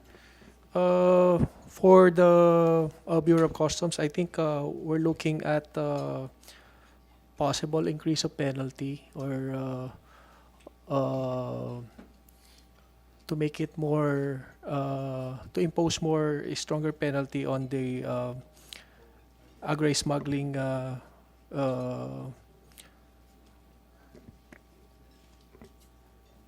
But that's already your DepCom now, Mike, DepCom Fermin. Yes, sir. Actually, we really made it already, kaya nga ginawang economic sabotage na ito eh. Yung large-scale agricultural smuggling. Kasi dapat yan, imprisonment and fine of medyo malaki na. So, 17 years or more, at least, no? So, bakit wala pa nahuhuli? 7 years its passage, we have yet to hear of a large-scale smuggler na to be jailed. No? Panay to eh. Wala tayong malalaki isda. Panay dilis ang nahuhuli. Di ba? So what went wrong?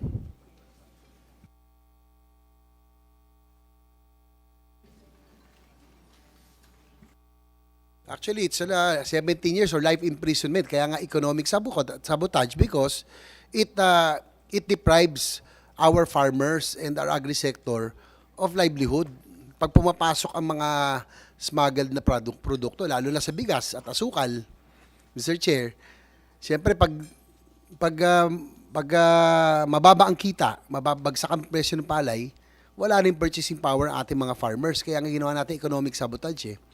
So, DepCom Permin, I don't think it's hindi lang ito yung penalties kasi life imprisonment na nga ito pag large scale eh. Yes, Mr. Chair. Your Honor, the Bureau of Customs is doing its best also to, in fact, we have just convicted 4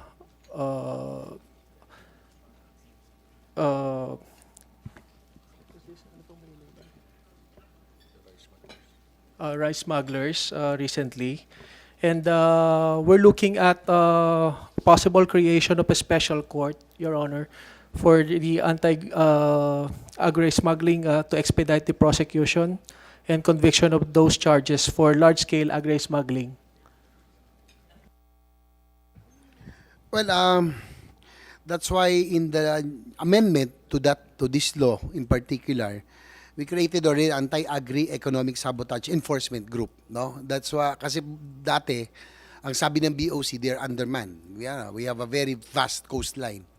We now included other law enforcement agencies, DOJ as well, DTI, part of the council, and for enforcement, we included the other law enforcement agencies, NBI, BNP, and others. So, ang ano ko lang, parang sorry Mr. Chair, but Mr. How long have you been with the BOC, acting DepCom? Sir, 4 years, sir. 4 years already. Oh, kasi I would have wanted, Mr. Chair, yung mga talagang matatagal na ron because I can think they can answer this better. Sayang, wala si Commissioner Rubio, DepCom Bakira, no, who have been there for a longer time. But I hope that he can answer this because we are already in the final process. Nasa amendment na kami. And we do not want, again, napakahirap gumawa ng batas, hindi madali. No? It's frustrating for my part as the principal author of this anti-agriculture smuggling law, which had good intentions of protecting and strengthening the agricultural sector by protecting the farmers. After 7 years, parang nabaliwala. But again, hindi naman BOC naman problema. Ang DA din, namihasa na rin sila sa kakabigay ng importation permit. That's why we really have to amend because this has evolved.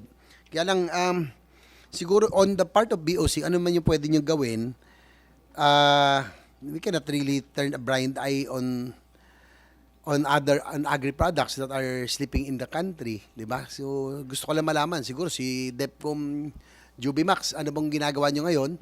What are the measures being done by BOC right now and I would like to comment, Mr. Chair, wala nga lang si DepCom Rubio. I had information, nagbigay siya ng instruction. Ewan ko, pwede nyo rin confirm. Pwede na kayong gumawa, bahala kayo sa iba, pero wag lang sa agricultural smuggling. Talagang meron daw strict instruction. That's because the President is very much particular dito sa agri-smuggling. Totoo ba yun? Can you confirm that DepCom Rubio gave instruction na talagang wag lang sa agri-smuggling? Mr. Chair, actually, it's the directive of the President that will not tolerate agricultural smuggling. Yes, that's correct because I heard that Commissioner Rubio reiterated that. Ako natutuwa ako kasi author ako nito na siyempre nung naipasa to para nabaliwala kasi nga nag-evolve na. Doon po sa totoo ba yung nangyayari niyang that there are other ports na mas mura ang assessment doon sa ibang products. No, for example, we have received reports that a chicken or chicken leg quarters in the port of Subic is valued half compared to other ports.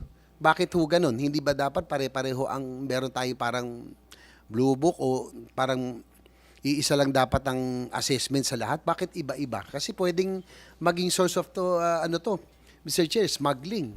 Yeah? Kasi pwedeng may kausap kung sino man na nag-a-assess, si IAS ba yan, Import Assessment Service, dito yung ipasok sa Subic, mas mura dito. Eh baka may usapan na sila kasi notorious po ang Subic, Mr. Chair. It's the preferred entry of agriculture products and it's relatively easy to enter this port than other ports. Bakit ganun? Mr. Chair, Customs is implementing the valuation system to monitor uniformity. It should be uniform in all for the purposes of valuation, Your Honor. But in some cases na meron pong makikita dito na mas mababa, normally hindi po ito pinapayagan, ina-upgrade po yan, no? And we'll also refer this matter also to the concerned group so that they can also comment on this issue on the evaluation, sir. Just to give you information, Mr. Chair, in March 2020, 40 million smuggled poultry products were seized at the Port of Subic. 40 million ng smuggled poultry products, no? The DA, together with BOC, among others, found misdeclared agriculture products that were purportedly consist of squid rings but instead contained dressed chicken, duck head, and duck neck worth approximately 40 million. In January of 2023, House Committee on Ways and Means received reports about the alleged smuggling of pork, dressed chicken, and beef via the Port of Subic, with charges levied on containers reportedly a fraction of the correct amount. So, hindi dineclare yung tamang amount. Sabi po ni Congressman Joey Salceda that the Subic Port undercharges tariffs per container ban by just as much as 1/8 of the actual tariff due. So, ang laki na nawawala nito sa ating revenue. We are low fiscal space na nga. The economic team wants more revenues, pero sa ganitong paraan, ang laki na nawawala. 1/8 lang ang actual tariff ang binabayaran. Some 100,000 per container van of imported meat, bawa 100,000 lang instead of the 800,000. So, what can you say about this?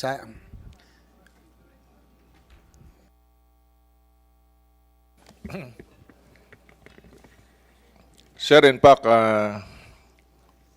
the seized agricultural products total from January to present day, sir, is 134. In fact, the figure on agricultural products being seized by the Bureau is more than 3 billion pesos. So we are trying our efforts, sir, actually to stop agri-smuggling. Well, I'm hoping because dapat mahiya na tayo mga agencies. It's the President. The reason he is, ang tingin ko, bakit siya mismo ang nag-head ng DA para nga ma-solve yung problema doon. Kaya lang, hindi rin nahihiya yung mga nandun. Tuloy-tuloy ang pag-issue ng import permit. Left and right. Sa halip na pala kasi yung local agri-industry natin, import na lang tayo ng import. Diba? So because of these reports, clearly the price reference values, Mr. Chair, issued by IAS is not being followed. IAS has the power to look into the values of all ports and yet there was no action. Tama ba na ang IAS lang ang meron, siya na may sole authority to assess most of the products? Pwedeng sabihin niya, mas dito sa port na to, iba. But doon yung hindi ko makuha yung uniformity. What is the sense of issuing reference values if IAS is turning a blind eye on the undervaluation happening at BOC? Yan yung mga dapat, I hope you take note. Wala si Com, please take note of these problems. And I'm hoping, Mr. Chair, in their absence, that they will submit a report on what they are doing already. Pasensya na, kasi talagang ko dito, in particular, kasi nga, I'm one of the authors of this law na sayang, no? Na sana by now, yung sugar industry natin with the SIDA law, napabayaan din. Sana mas self-reliant natin yan, hindi na tayo namumroblema. So, isn't this a form of smuggling? Itong pag-iiba-iba ng valuation? Di ba? Parang ganun din yan Pwedeng may kausap silang importer, trader, ipasok mo dito sa port na ito, mas ibababa natin. Can't you see that? Di ba pwede? It's possible?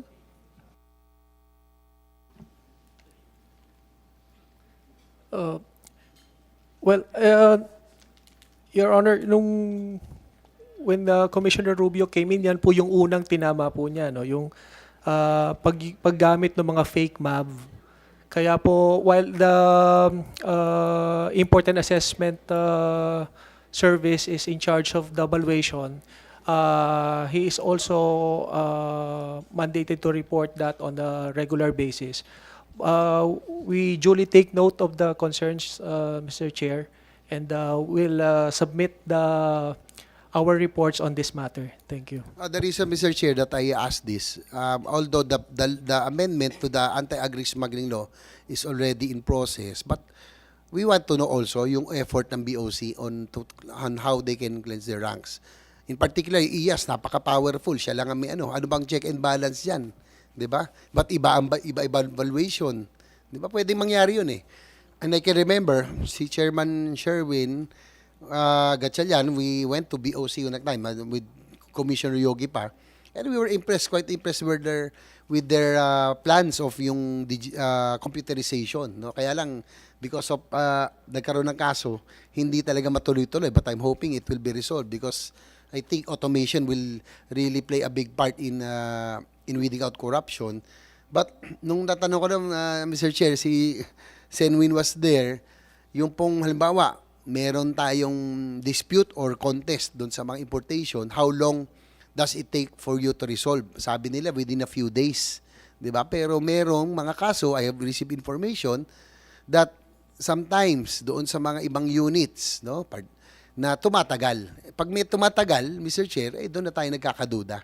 Dapat within a few days, please give us a report on that, on yung pag-resolve ng mga cases. Kasi, Senwin was there, yun yung sinabi nila, within, dapat less than a week, it will be resolved. Tama ba? Dapat ganun, di ba? So, meron tayong Can we get a response on record from the BOC?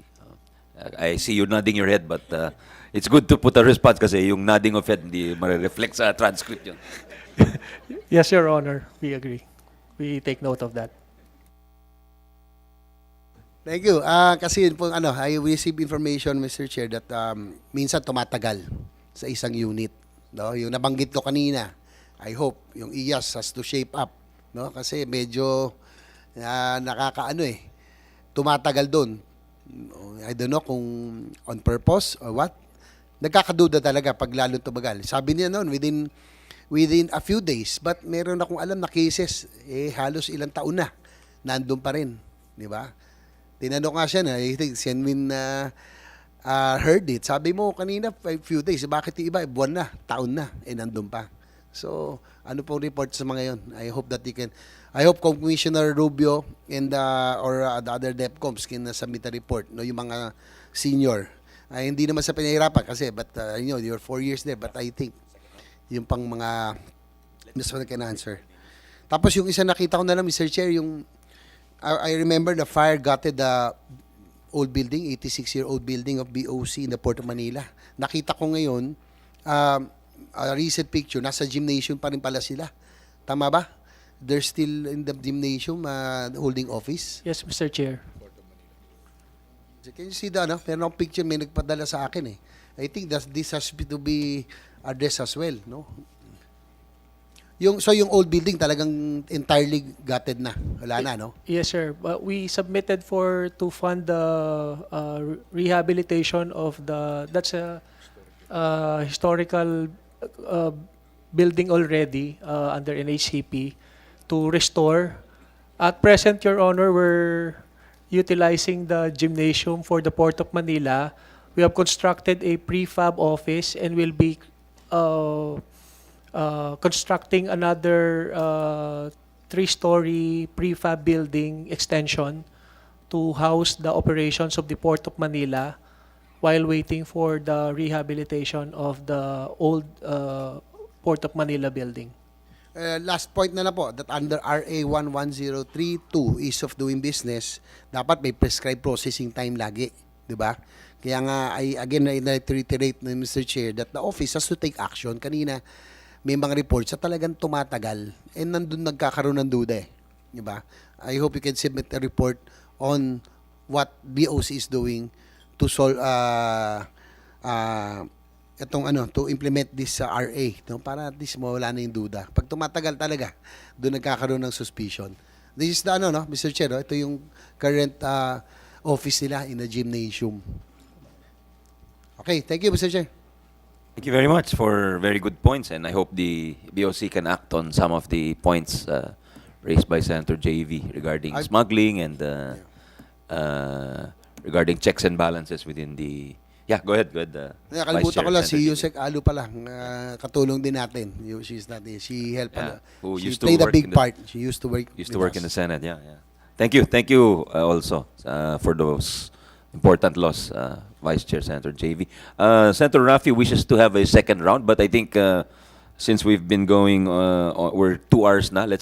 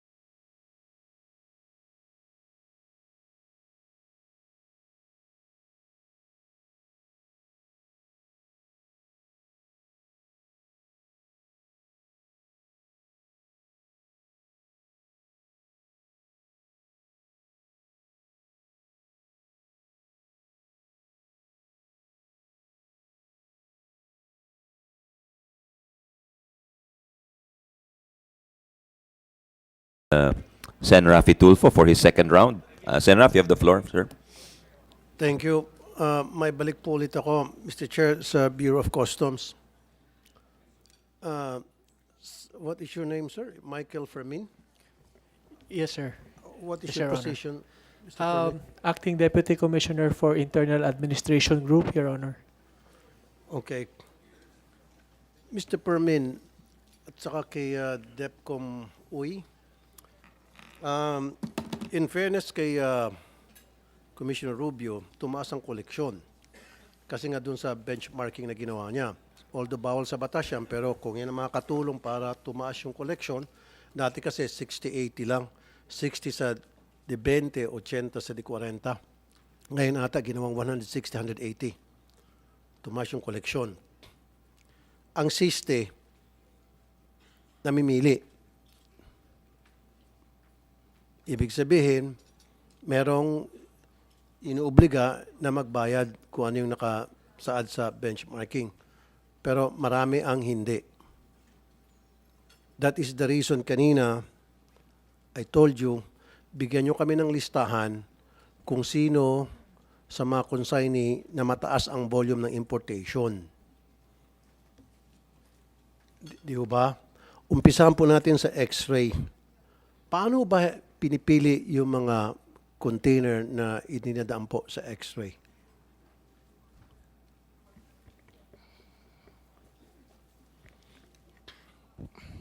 Sir, we have a risk assessment office that the cargoes that are being tagged as red automatically will pass through X-ray, sir. Kaya nga, who does the tagging and paano matag ang isang container na kinailangan dumaan sa X-ray?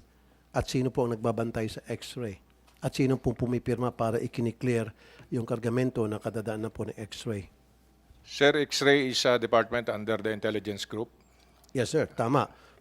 Sige. Actually, sir, we are trying to improve the system that the persons who conduct X-ray, there is redundancy, sir. There is, on our customs operation center, we could view the people who is viewing the cargo on the X-ray division. Umpisahan po natin doon sa yung pag-identify ng cargo na dapat idadaan niya sa X-ray. Tag as red lane. Paano po in-identify? Sir, of course, Sino po nag-identify? the consignee is being profiled, sir, through our Customs Intelligence Investigation Service. It's also a department under IG. And once we have doubts on the cargo, automatically, sir, it will be alerted by IG. It will go on an 100% inspection process. There you go. Tama. Ganito po ang gawin nyo ngayon, DEPCOM UI. Tingnan niyo po yung mga consignee, especially mga bago at mga high volume ipinapasok nila. Doon ho kayo mamili. Kasi alam ko naman, hindi naman pwedeng lahat ng kargamento dadaan sa X-ray. It's not possible. Di ba? So, pipiliin ninyo, ibibet nyo yung mga consignee na dubious. Malalaman nyo naman yun eh. Medyo alanganin to. Kapapasok lang nito at ang daming pinaparating. At yung nasa likod nito, yung pangalan tong tao ito, mukhang walang kakayahan yata. Nag-check kayo na makapag-import ng high-value goods. I-submit nyo sa X-ray yung mga kargamento ngayon. Pero bantahin nyo po yung mga nagbabantay sa X-ray. That's part of a job. Diba? Sino po yung nag-approve para i-clear yung X-ray? I-clear yung mga kargamento dumaan sa X-ray. Because very critical po yan. Kasi diyan po nagkakaroon ng lagayan. Diyan po nagkakaroon ng maraming palusutan. The respective district port, sir, they have their own system. They have their own personnel, the X-ray, customs intelligence, the assessment, the appraiser, including the Coast Guard Task Force Aduana, sir, are the one who is witness when we 100% inspection of the container. Okay, hold ka muna. Secretary Diokno, many years ago, meron kayong tinatawag na Revenue Integrity Protection Service. Gumagana pa rin pa buhay yun? Gumagana pa po, yes. Yes, Okay. sir.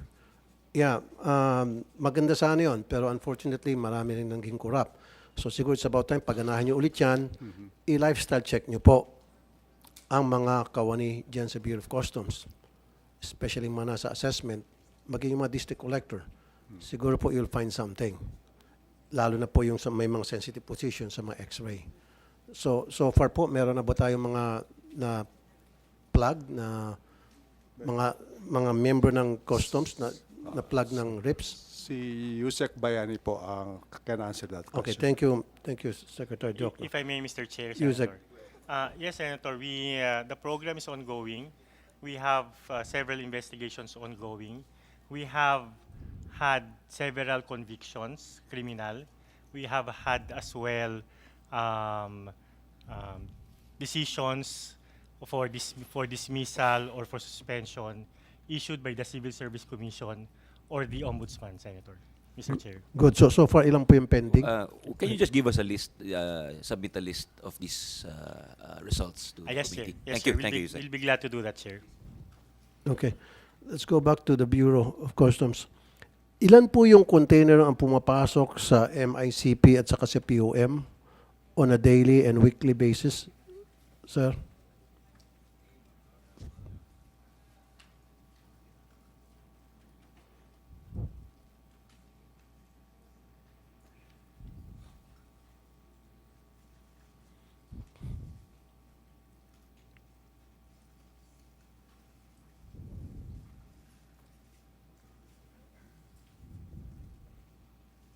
We'll just check the data, Your Honor. Ganito na lang po, para mapabilis tayo.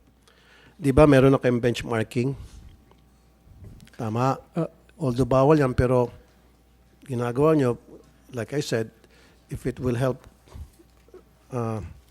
raise our collection, siguro, hindi lang tayo papalag. Kaysa naman dati, di ba, 60-80.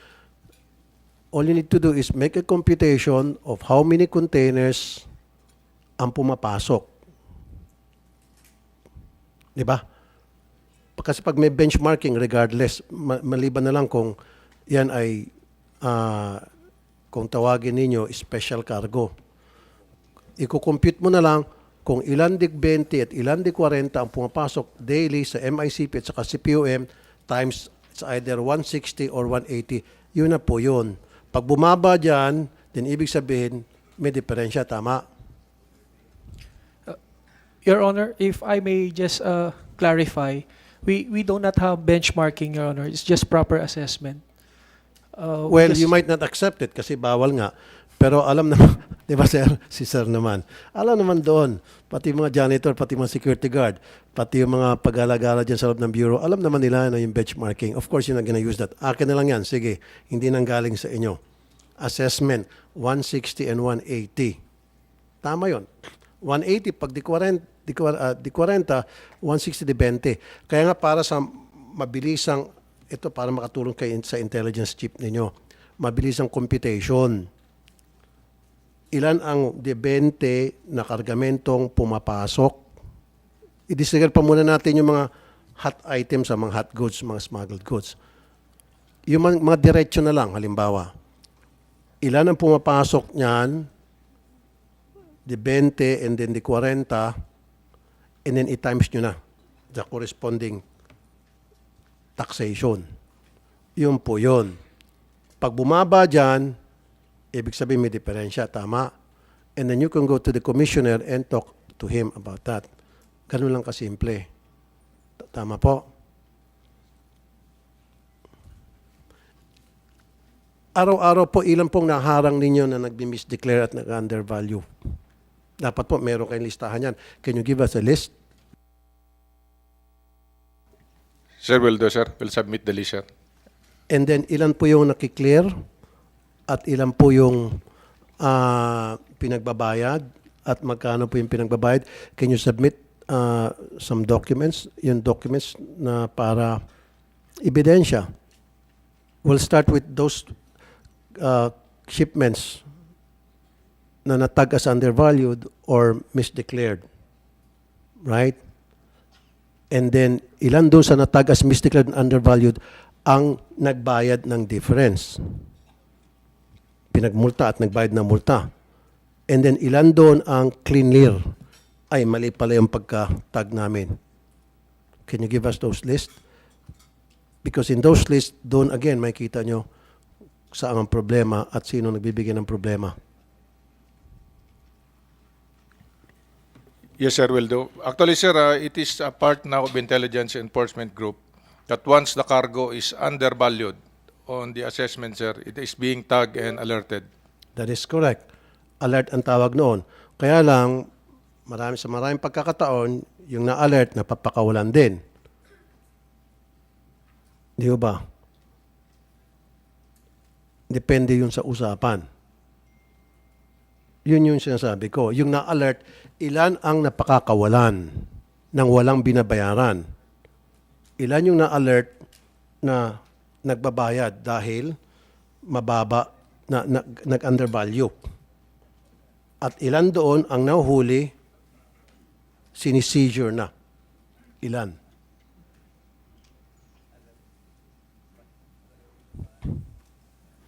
Yes, sir, we'll submit the data, sir. Ito po, bigyan kita ng mga sample para meron ko kayong tatrabahuin. Ito yung kay Aaron. Ano po? Alam niyo po ito. JLDCS, SRA, IRRV, AP.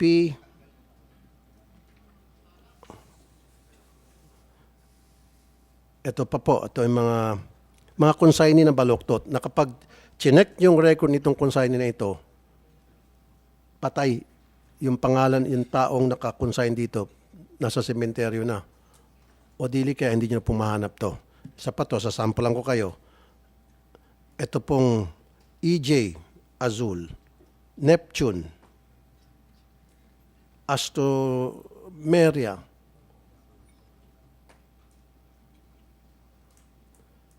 meron pang Leia na isang talamak na smuggler din. Come on guys, I don't believe na hindi nyo kilala mga ito.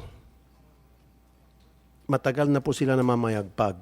In fact, ilan dito na I don't believe na totoo yung mga pinagsabi. Nini-name drop pa ang palasyo. Did you know? There are people name dropping the name of the palace. And I don't believe them. Kaya lang kung bakit nauto ang ilan sa mga inyo dyan sa Bureau of Customs, naniniwala. Di ba? Etong si Tarok, sa pangalan na lang, para malala ko yung dating yung gerila. Di ba? Yung hukbalahap. Di ba? Meron pang Leia. Yun. Anyway, sir, once na nag-focus kayo doon sa mga consignee at broker, gumawa kayo ng malalim na pag-imbestiga, trust me, malaking kabawasan yan sa smuggling. Malaking kabawasan. Okay? Thank you. Mr. Chair, pwede pa ako magtanong sa Insurance Commission? Meron ba tayo taga-Insurance Commission? Chairman, magandang hapon. Good afternoon, sir. Sa LTO, kapag ikaw po ay magpa-register ng sasakyan, requirement po yung magkaroon ka ng TPL, which is good, third-party liability. However, meron ka ng comprehensive, ni-require ka pa rin magkaroon ng TPL.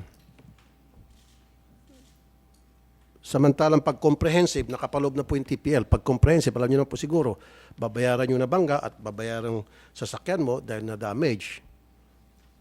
Pero bakit ni-require pa rin po yung third-party liability? Yun po ang una naming in-address when I assumed the office in April. Nalilito po yung ating mga kababayan sa terms na ginagamit. Kasi po yung comprehensive TPL, hindi po yan yung sinasabi nating talagang covered lahat ng other risk. So ang kailangan po yung malinaw at we're looking at making the proper differentiation sa terms. Yun pong comprehensive TPL, depende po sa kung ano yung laman.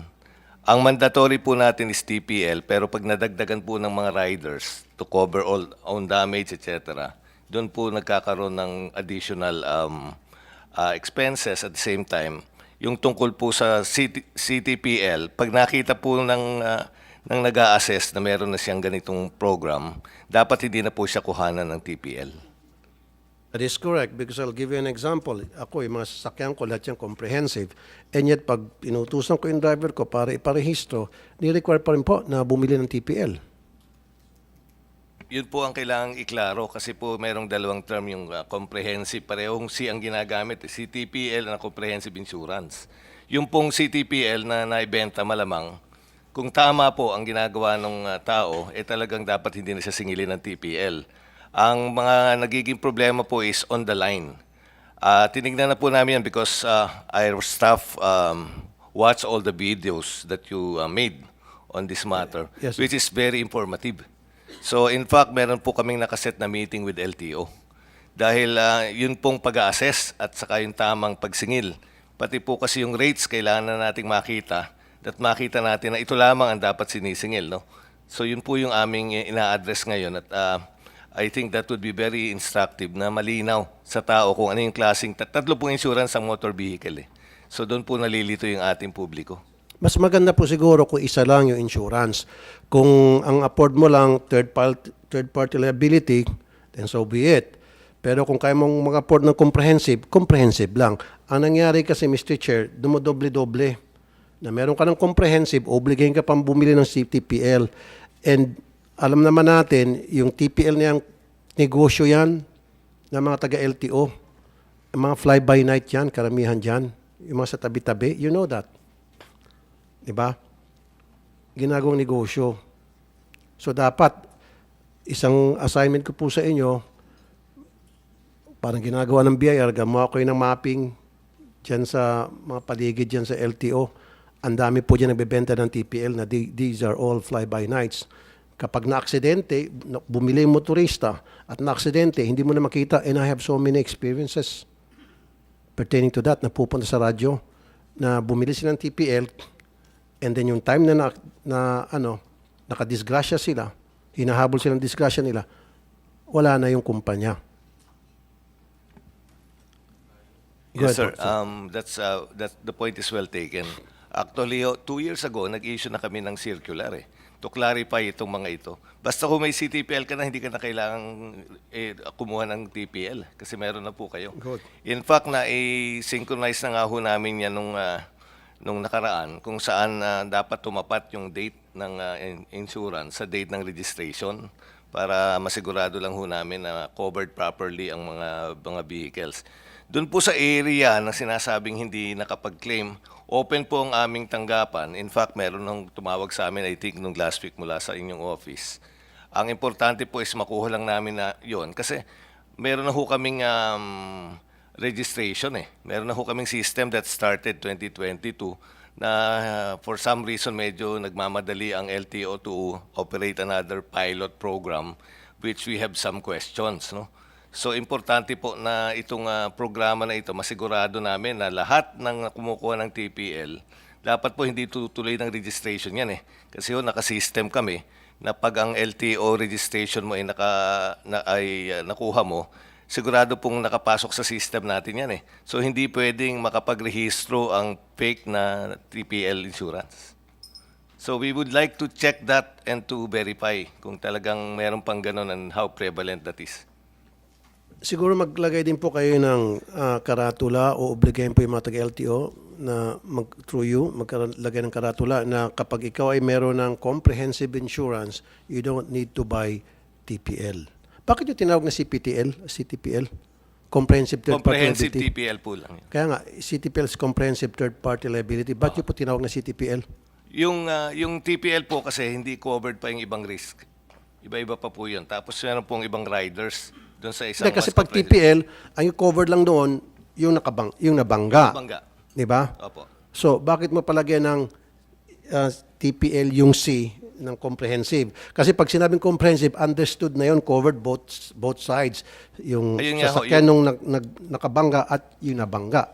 Yun nga po ang hindi na malinaw na naintindihan ng ating mga kababayan. Hindi po automatic yung comprehensive.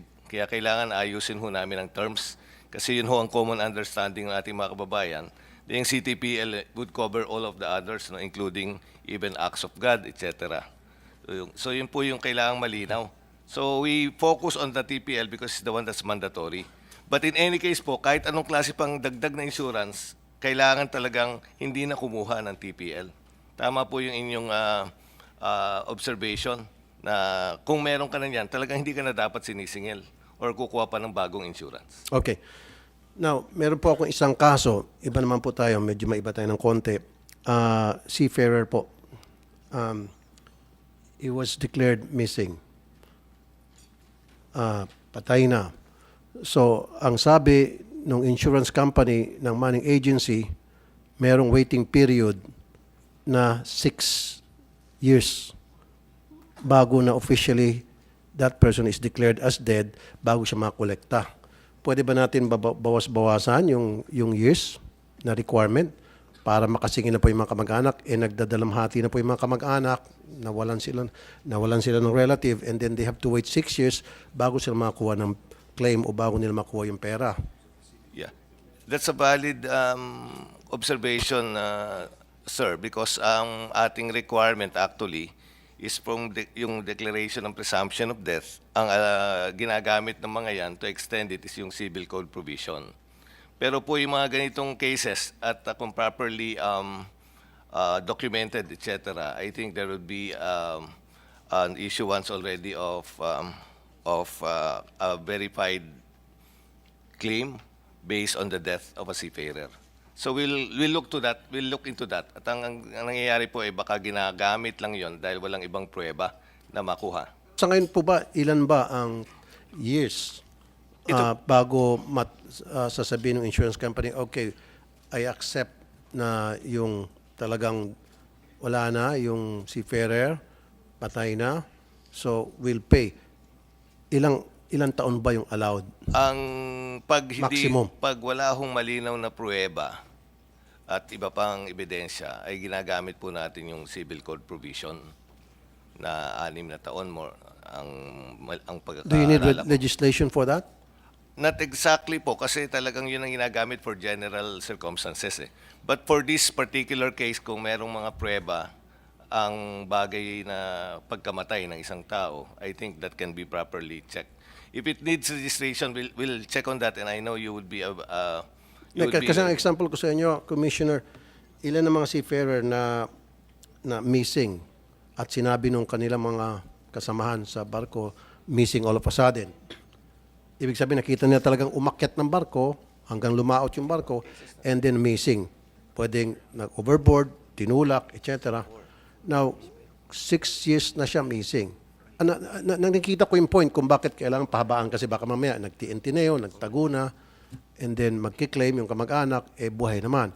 Pero doon po sa investigation na missing dahil umakyat sa barko, nandun siya sa listahan na pag-andar ng barko, he was there, then dapat, pag ganun, babaan na siguro yung years. Instead of 6 years, siguro, kayo, depende. Baka pwedeng 1 year na lang siguro. Actually, hindi ho kailangan pa ng ganong kahabang panahon. It's just a matter of providing the proper evidence. At ang pagkakaalala ko nga, ang civil code po is actually 4 years. 4 years. Ang pagkakaintindi ko. What I'll do is exactly, this is important kasi kapapasala nga po ninyo ng Magna Carta for Seafarers ng Senado. Yes, sir. It's important that these kind of cases are brought to our attention kasi these are the real stories that we have to get. So we will review and immediately inform you about how we're supposed to be doing this moving forward. Okay, thank you po, Mr. Commissioner. Mabalik ako quickly dito sa Bureau of Customs. Sir, ito pong si Edison Lee. Kilala niyo po ito? Nasa radar po ninyo ito bilang kayo nasa intelligence? Sir, I'll check with our record, sir, on those persons of interest. Malakas na po ito mag-smuggle ng asukal. Napakamot kayo, sir, ano? O, di ba? Lakas na intel ko, sir? Ito pong Sokden, Philippines. Wala po sa radar nyo. Di ba, sir, dapat pag sa intel kayo, mga big time na smuggling, alam po ng lahat to, dapat nasa radar nyo. Dapat nasa listahan niyo po ito, start investigating.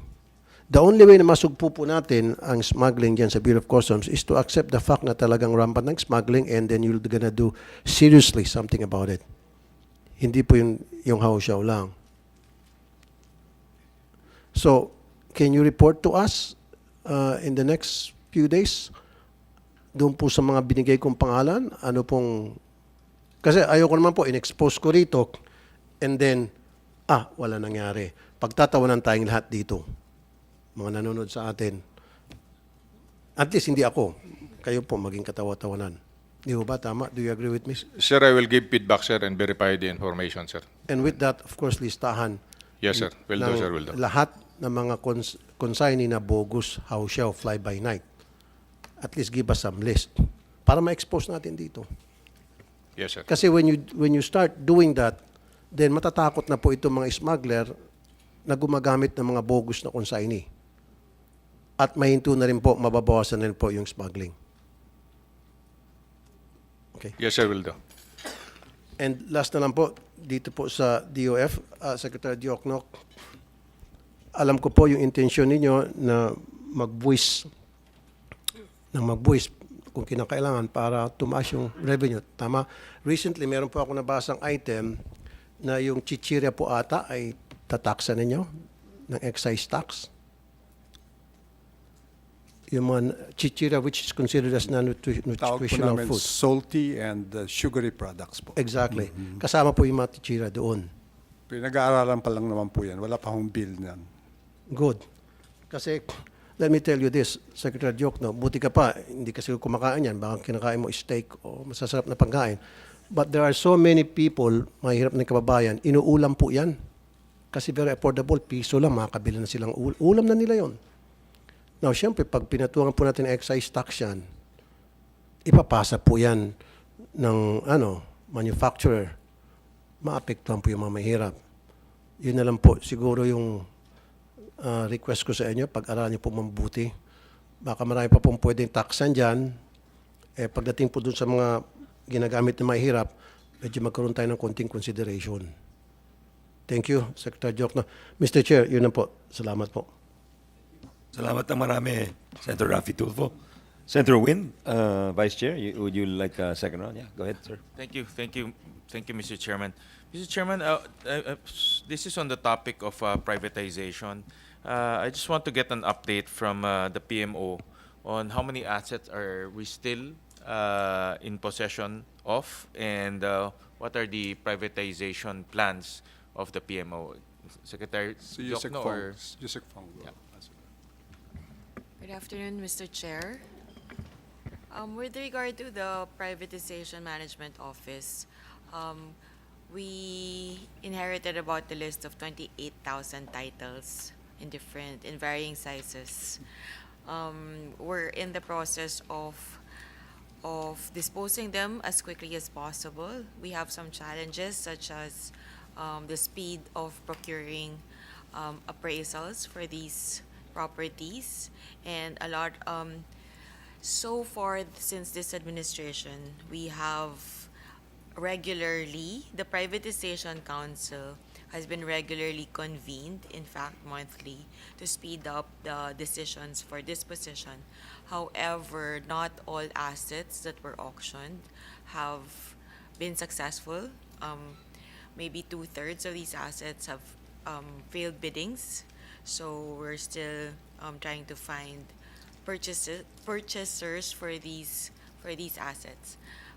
For some of the big ticket items, we are currently still, some of them have legal cases, so there are still efforts to settle legal cases on assets, and where there are none, for example, the Basay mines or copper mines owned by the government, we are in the process of determining the actual value of the mine. So, after which we will endeavor to auction it off, Mr. Chair. The total value of the assets, just an estimate.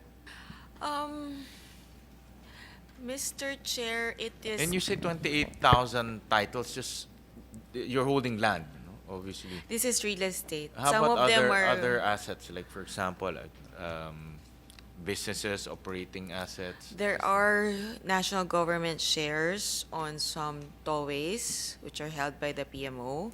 There are some mining rights held by the PMO. There are also, I believe, some other shares in other government corporations or other private corporations, but not. These are not big. So, in any What's case, the total value if you add yes, everything?